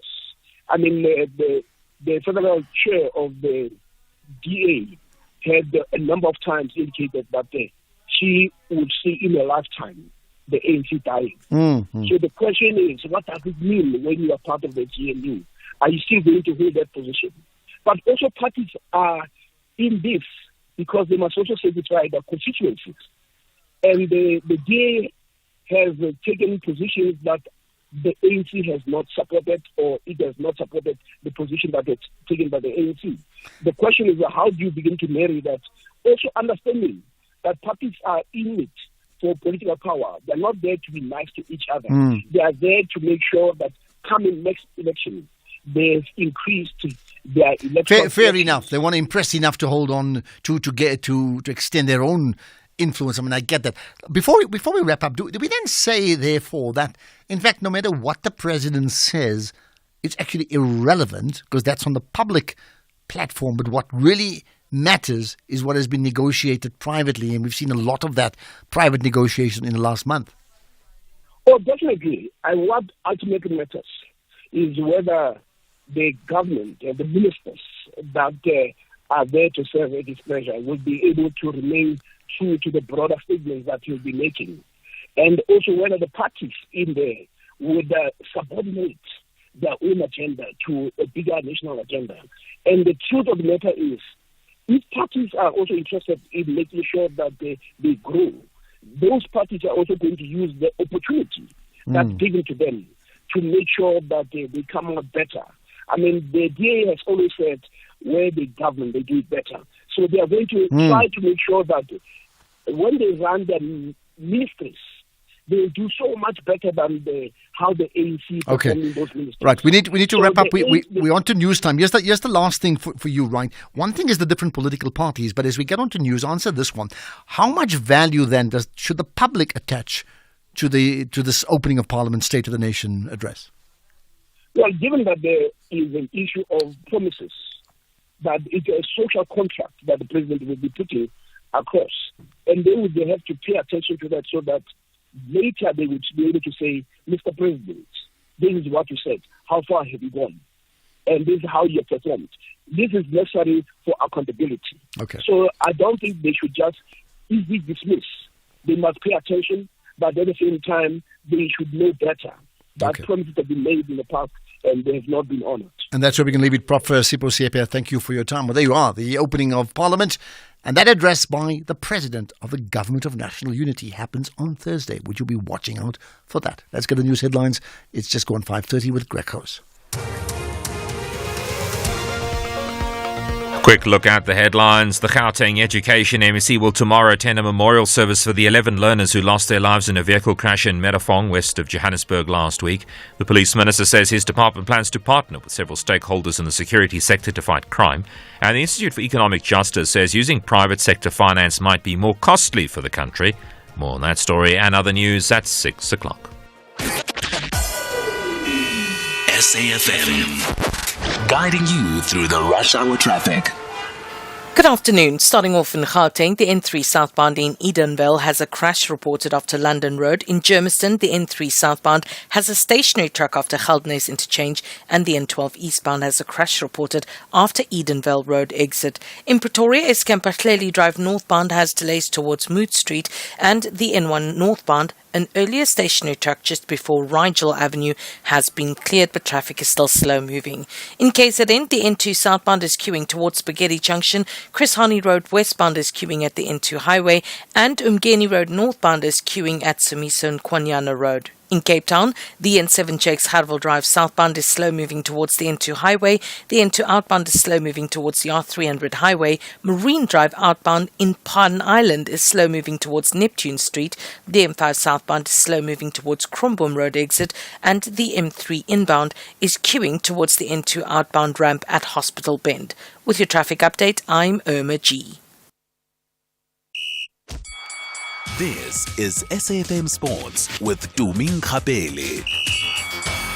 Well, to me, let's talk. You've got some big heroes you want to talk about? Absolutely. One of the biggest heroes that we're talking about today is newly crowned Wimbledon wheelchair women's doubles champion, Kgotatso Montjane. And she says that winning this year's title is a realization of what should have happened last year when she lost in the final. This is the third Grand Slam doubles title for Montjane, having previously won the US Open and the French Open last year.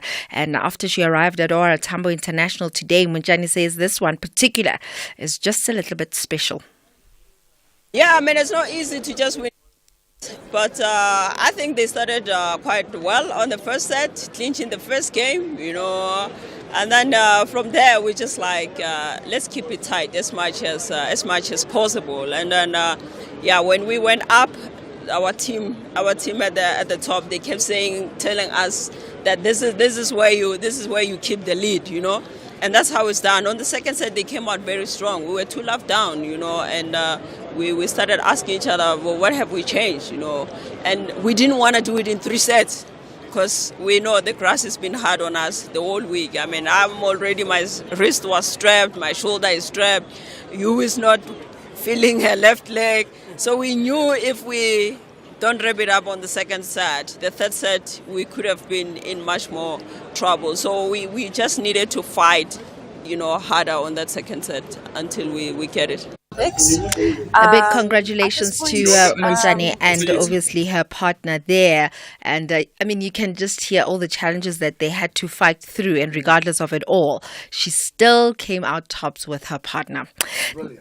Absolutely brilliant. Then on to Olympic news. It's 11 days to go until the Paris Olympics, and the Olympic torch relay today passed the Eiffel Tower as the flame continued to tour the host city's capital. Large crowds of locals and tourists lined the route today, which is the second day of the Paris relay. And Paris Olympic chief Tony Astengay says that after 10 years of preparation, it's finally becoming real. And that torch will pass by Roland Garros tennis stadium and 2 other cities in France later on today. But just checking in on Team South Africa and how they're preparing, or perhaps their goals for the Olympics. Rower Paige Badenhorst says that she targets semifinals in her debut Olympic Games in the women's single sculler event, where there are a total of 32 entries this year, and only 6 places are available in the A final. She will need to start by placing in the top 3 spots in her heat, which takes place on the 27th of July. And by placing in the top 3 in the heats, she will immediately secure her place to race in the quarterfinal on the 30th of July. I'll be in the women's single scull at the Paris 2024 Olympics. At this point, it's been quite a journey to get here. So at this point, I'm just the goal is to keep doing what I've been doing, keep improving, do my best. It's my first time racing internationally in the single scull. So I don't really know what to expect. I just know, I know myself and I know what kind of performance I can put on. So right now the goal is hopefully a B semi-final. There's 32 entries in the women's scull. So 32 to get to the final 6 in the A final. It's going to be quite a tough challenge, but I'm ready for that. We'll definitely keeping good close eye on her. Meanwhile, Athletics South Africa have removed sprinter Luxolo Adams from the Olympic Games squad. This is due to his inability to prove his fitness.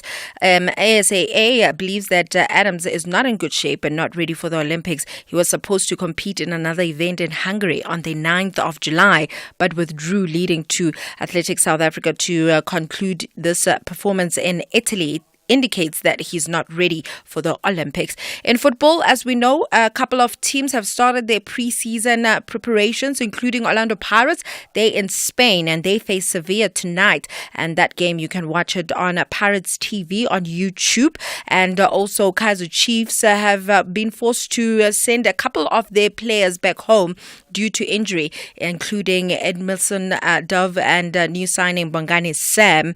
And they are yet to confirm their friendly match opponents in Turkey. Elsewhere, Germany's striker Thomas Müller has announced that he's retiring from international football after a 14-year career, including the 2014 World Cup title. The 34-year-old played 131 times for his country, scoring 45. In rugby, Springbok prop Oxen Chair says that inspiring the next generation of players from black communities is an honor and hopes to continue to impact them through his job as a professional rugby player. Now, Ox was speaking to the media. This is after his outstanding performance in a thrilling second test against Ireland, where South Africa lost 25-24 at Kings Park in Durban. The Bucks have made huge strides in the last 7 years, winning back-to-back IRB World Cups.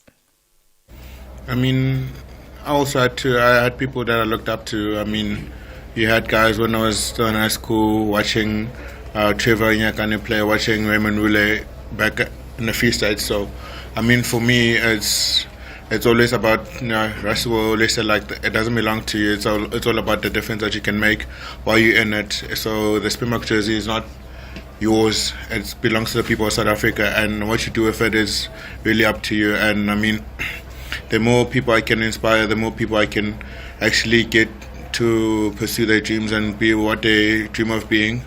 Then I think that's my job done. And that's what I love about our Springbok team, is that they're not only playing for themselves and the country, but also just for some sort of inspiration, especially to the young generation. Well, they certainly do, but it was a real heartbreaker to lose that test match. 1 point. In the 80th minute, 1 point. But listen, I can't ignore this. So you've had KG, Monchane, and then KB, Motsilanyane, a few days ago with the national anthem. So KG, KB. KG, you get KB. my point. Yeah, just making the point. Yeah. Well, with that said, it's a wrap from my side. I am Tumin Kapele Mudimukyo. Right, more sport in and out. No, tomorrow, not in now. I was going to have extended sport. Do you want to stick around after 6? I won't be here. You can do that. Do you have fresh musical talent lighting up your timeline or making waves in your community? Well, we want to see them shine, so send their details to our WhatsApp line on 063 408 8863 and they could perform live on Expresso. Discover the hottest new artists and be part of the excitement. Catch Expresso weekdays from 6 to 9 a.m. only on S3 and be part of the magic.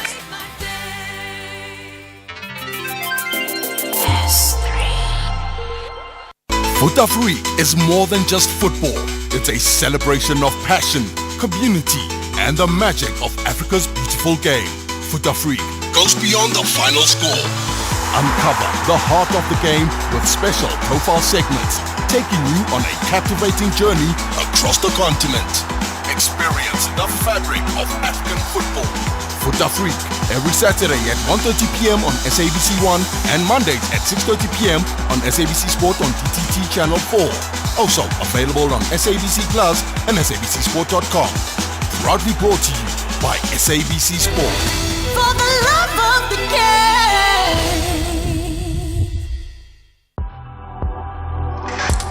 The National Pulse with Ashraf Garda. Let's talk money with the MoneyWeb market updates. As always with Jimmy Moyaha. Hi, Jimmy. Good afternoon, Ashraf. How are you? I'm fine. I had moments of victories and moments of defeats the weekend. That's in sport, but in terms of business, I don't know the numbers. I'm waiting for you to say. You tell me whether the rand is improved or not, and that'll determine my mood. Which is a good question. To what degree does the rand fluctuation impact on our mood?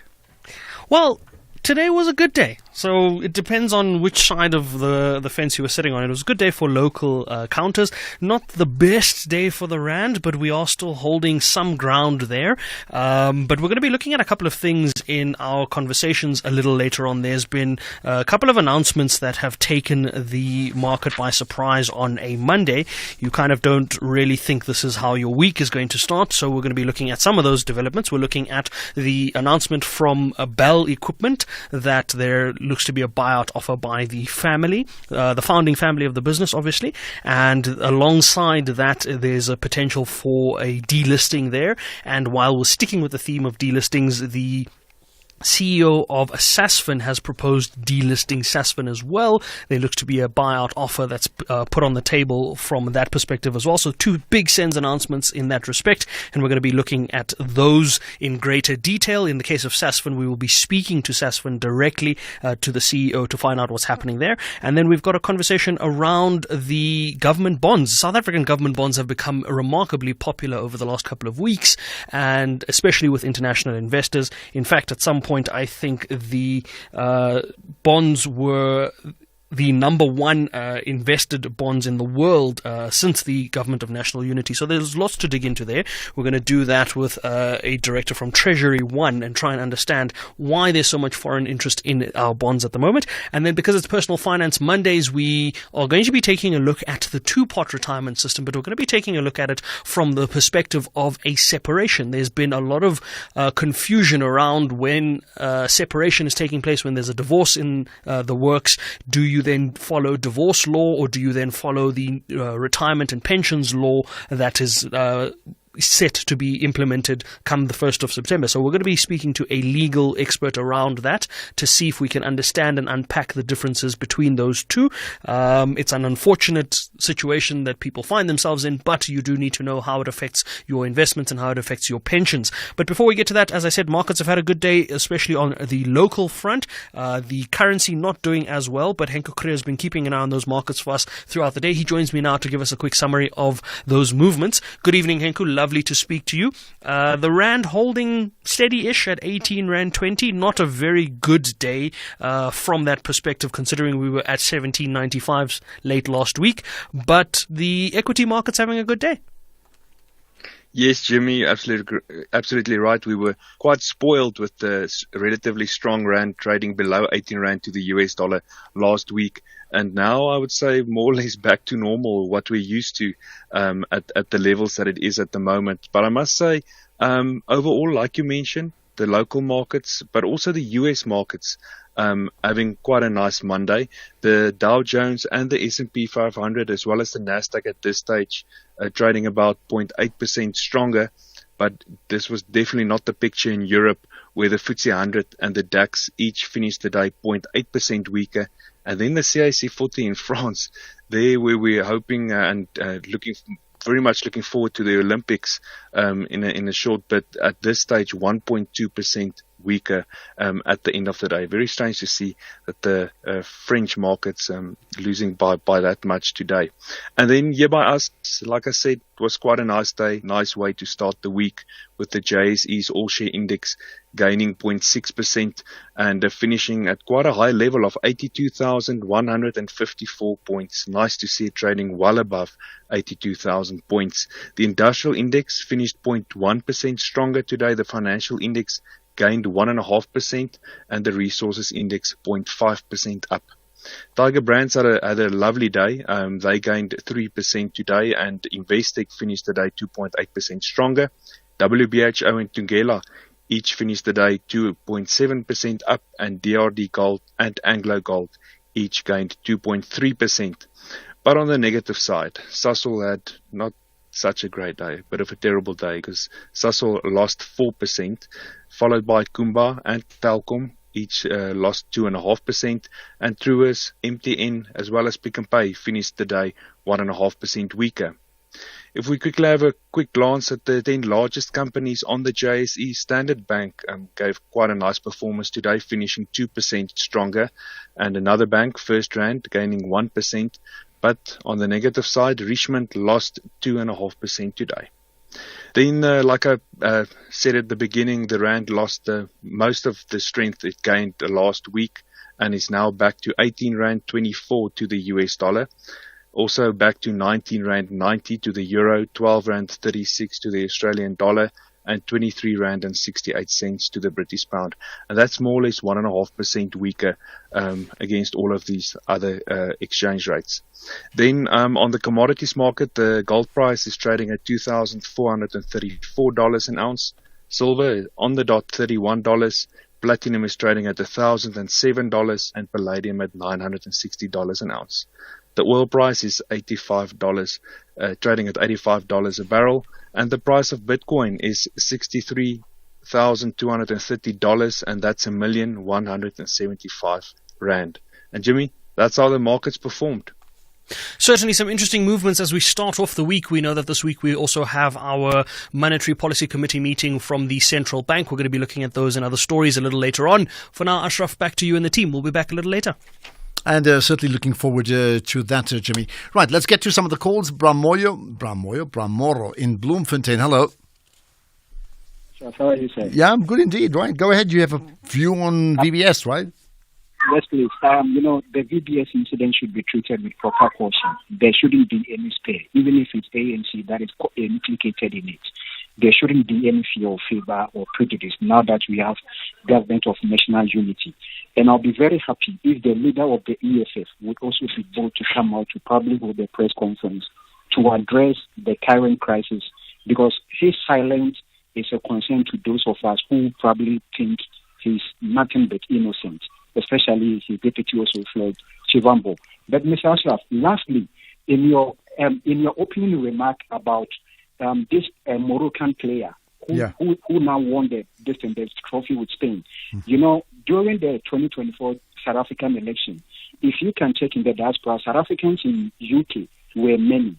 So my assertion here is, if we properly take care of that scenario, then it's possible that we might have a generation of South Africans who are also participating in sport in other countries. Looking at a number of South Africans who are moving outside the country. Well, point made. But in fact, Bramoro, you're right. In fact, it's happening already. There's definitely in cricket and definitely in rugby. There's a few Irish players who actually are born in South Africa, playing for Ireland against South Africa, as they did over the weekend. So, yeah, you don't like it, but it happens. And primarily where people try and, search for their fortunes elsewhere. They believe their futures elsewhere, and then their children are born in those countries. And you wonder, they're so super talented, and we just missed out on all of them. But thanks for that call. Much appreciated, Bramoro. Right, let's get a couple of quick ones that we can get before we chat. We end the show with a fascinating community champion story. Good afternoon, Ashraf. Ashraf, if the Minister of Transport could find a way of checking the authenticity of the foreign driver's license in South Africa, he will be surprised. Driver's licenses are being manufactured in Hillbrow. He will be surprised. Even those permits, they will be surprised, I tell you. Norman from Brixton. Okay. Do I really need to comment on that one? Ashraf, Donald Trump staged the shooting. Why did the security staff allow him to stand up just seconds after the shooting? They should have made him to crawl to safety. Thank you. This is Mohali from Muramadi Park. Okay, there we are. That's a different context of different things. Now, before we get to our next guest, we chatted to Doug Hay earlier, former communications director for the Republican National Committee, on the Trump assassination attempt. Well, certainly there's going to be a rallying effect around Donald Trump in the short term. The fact that he was able to stand up as quickly as he did and, put his fist in the air, those are very strong images. And they come at a time where there's been a lot of questions about Joe Biden and his resilience and strength and so forth. So we'll see a rallying around Trump in the short term. The timing of this around the convention obviously speaks to that as well. What it means for 2 months or 4 months down the road, I just don't think we know yet. Here's the thought. Why would Trump would only be targeted because it's an election year and he's potentially the president once again? Or is my imagination running wide here? No, I think we've had systemic problems like this. Again, the former Speaker of the House was targeted and her husband was attacked in her house. We've had members of Congress who've been shot at. We have to figure out clearly what this person believed and why they did what they did. But we have real problems in America, and we have problems that people who are mentally disturbed can have access to guns as well. Right, there we are. Lots more to come. In fact, there's a podcast of that conversation. Just go sfm.co.za. You will certainly find it. We focus on I often talk about building champion communities, isn't it? So Jacqueline Sidibe is one of them. I would think is a good reflection of that. She's 11 years old. And she lives at the Slovo Informal Settlement, which is near, Crosby, Coronation, in between that area there. And she's got a fascinating story about going to the zoo and doing more than just going to the zoo. So, Jacqueline, we're talking to you because of what you've done. Good chatting to you, and thanks for joining us here on the National Pulse. Hello. Hello. My name is Jacqueline. Okay. And I'm 11 years old. I'm from an informal settlement in Slovo. And we're excited to have you there. Yeah. Now, tell us, you've got a very interesting story, which started, I know you live at Slovo Informal Settlement. You went to the zoo one day. How did that happen? And tell us more. We went to the zoo on the 3rd of March with Ma'am Rihanna. Rihanna from the Barefoot Facilitator, right? Yeah, from the Barefoot Facilitator. So, Rihanna gave us a task that we should write a book. And from all the children in that group of us, I'm the only one who wrote the book. And the zoo adventure was a nice adventure. I had lots of fun there. You look so happy, man. You're full of smiles. So the others didn't write the book at all? No. Oh, goodness. You see, you must tell them, because you wrote a book, you're now speaking to me on a national radio station. The whole country can hear you. And even people around the world who are listening on streaming live can hear you, and they can watch you on video. So you see, when you write a book, you open up doors for your own self. Is it? Yes. You wrote the book about your zoo visit, right? Tell me, what did you write? I wrote a book that captures the experience that we had at the zoo, that speaks about the adventure that we had at the zoo. So I started with. Don't worry about those speakers if they trouble you. They were too big for you, so just take it out. Yeah, don't worry. Okay. I started writing it on a clean paper, and after it, Mariana took it and printed it and made it to a nice book. Can I have a look? Oh, you got it there. There we are. My Trip to the Zoo, right? Yes. Written by Jacqueline Sidibe, right? Yes. Okay. And all these. So here's your whole story. I'm looking at it now, and I'm hoping that it can be picked up on the cameras as well. It will be. There we are. I'm actually showing it to the camera so they can see that, right? And there's some fabulous pictures. Look at that, of that lion that's been drawn there together, right? So in terms of your, tell us about some of the things you wrote in the book. I wrote about the animals that I saw there by the zoo. I wrote the things that I liked, and I wrote the experience that we had there, and the things that we did, the animals that we saw, and made me feel happy about them. Oh, beautiful. Because I'm looking at this because you were asked to do like a handmade book, right? So Yes. this is the handmade book that I've got here. Maybe you can hold it up to the camera. I want the camera to see. So that's the handmade book, right? And from the handmade book, then Madam Rihanna or Teacher Rihanna then assisted you guys to do that. So perhaps you can keep both of them and see that, right? Okay. Tell me about so the animals that obviously you go to the zoo, you see different animals, but you miss some. What did you see? What did you enjoy? I enjoyed seeing the tigers, and I enjoyed seeing the elephants because elephants are my favorite animals. And they're so huge. Yeah, and sweet. Are they sweet? I think they can charge you down if they think you're not their friend. No, I don't think they can charge me down. Did you like animals before? Before you went to the zoo? Yeah, I used to like animals, draw animals. I started drawing when I was 5, and I used to draw animals the most. Oh, beautiful. So you obviously go to school.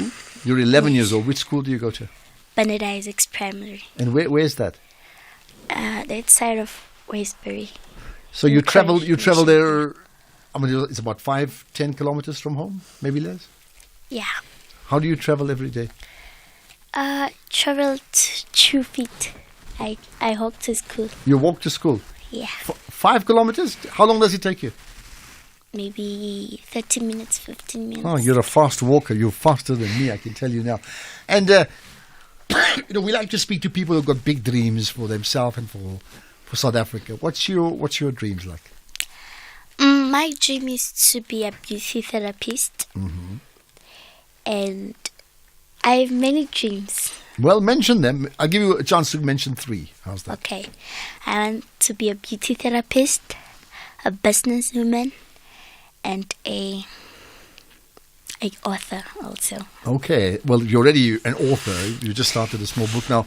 You know the President, Ramaphosa, he's talking to the whole country on Thursday. And he's going to tell us what their plans are for the new, after the elections, right? Yeah. But if you could speak to him, like if he could meet you for coffee, what would you ask him? What would you tell him? I would tell him that why do they don't set the people that don't know something free, and they must stop the poaching of the animals. The poaching of the animals, eh? Yeah. Well, they have big challenges, yeah. What about, and where did you learn to speak? I mean, you obviously went to school, but you speak so confidently. I like, you could take my job, Would you like to do this type of work? Maybe present a radio or TV show?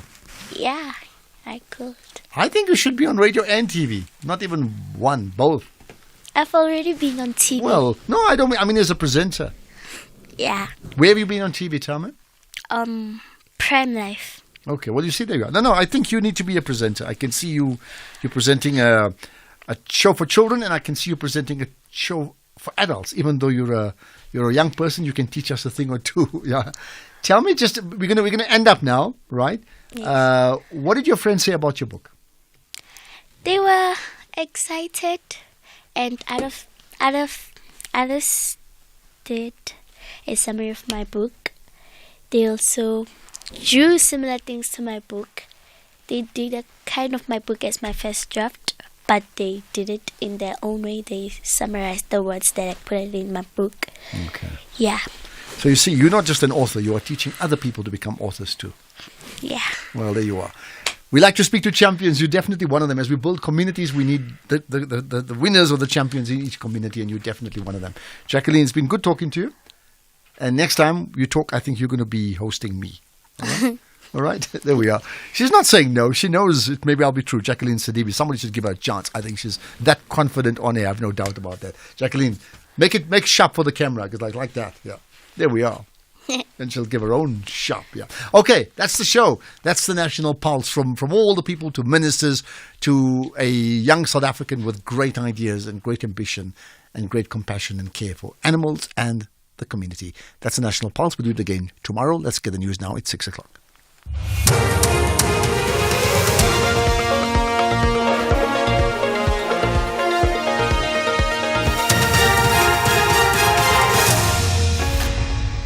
Thank you. In this news update, memorial service for Metafong crash victims and the police minister outlines a crime strategy. Good evening. The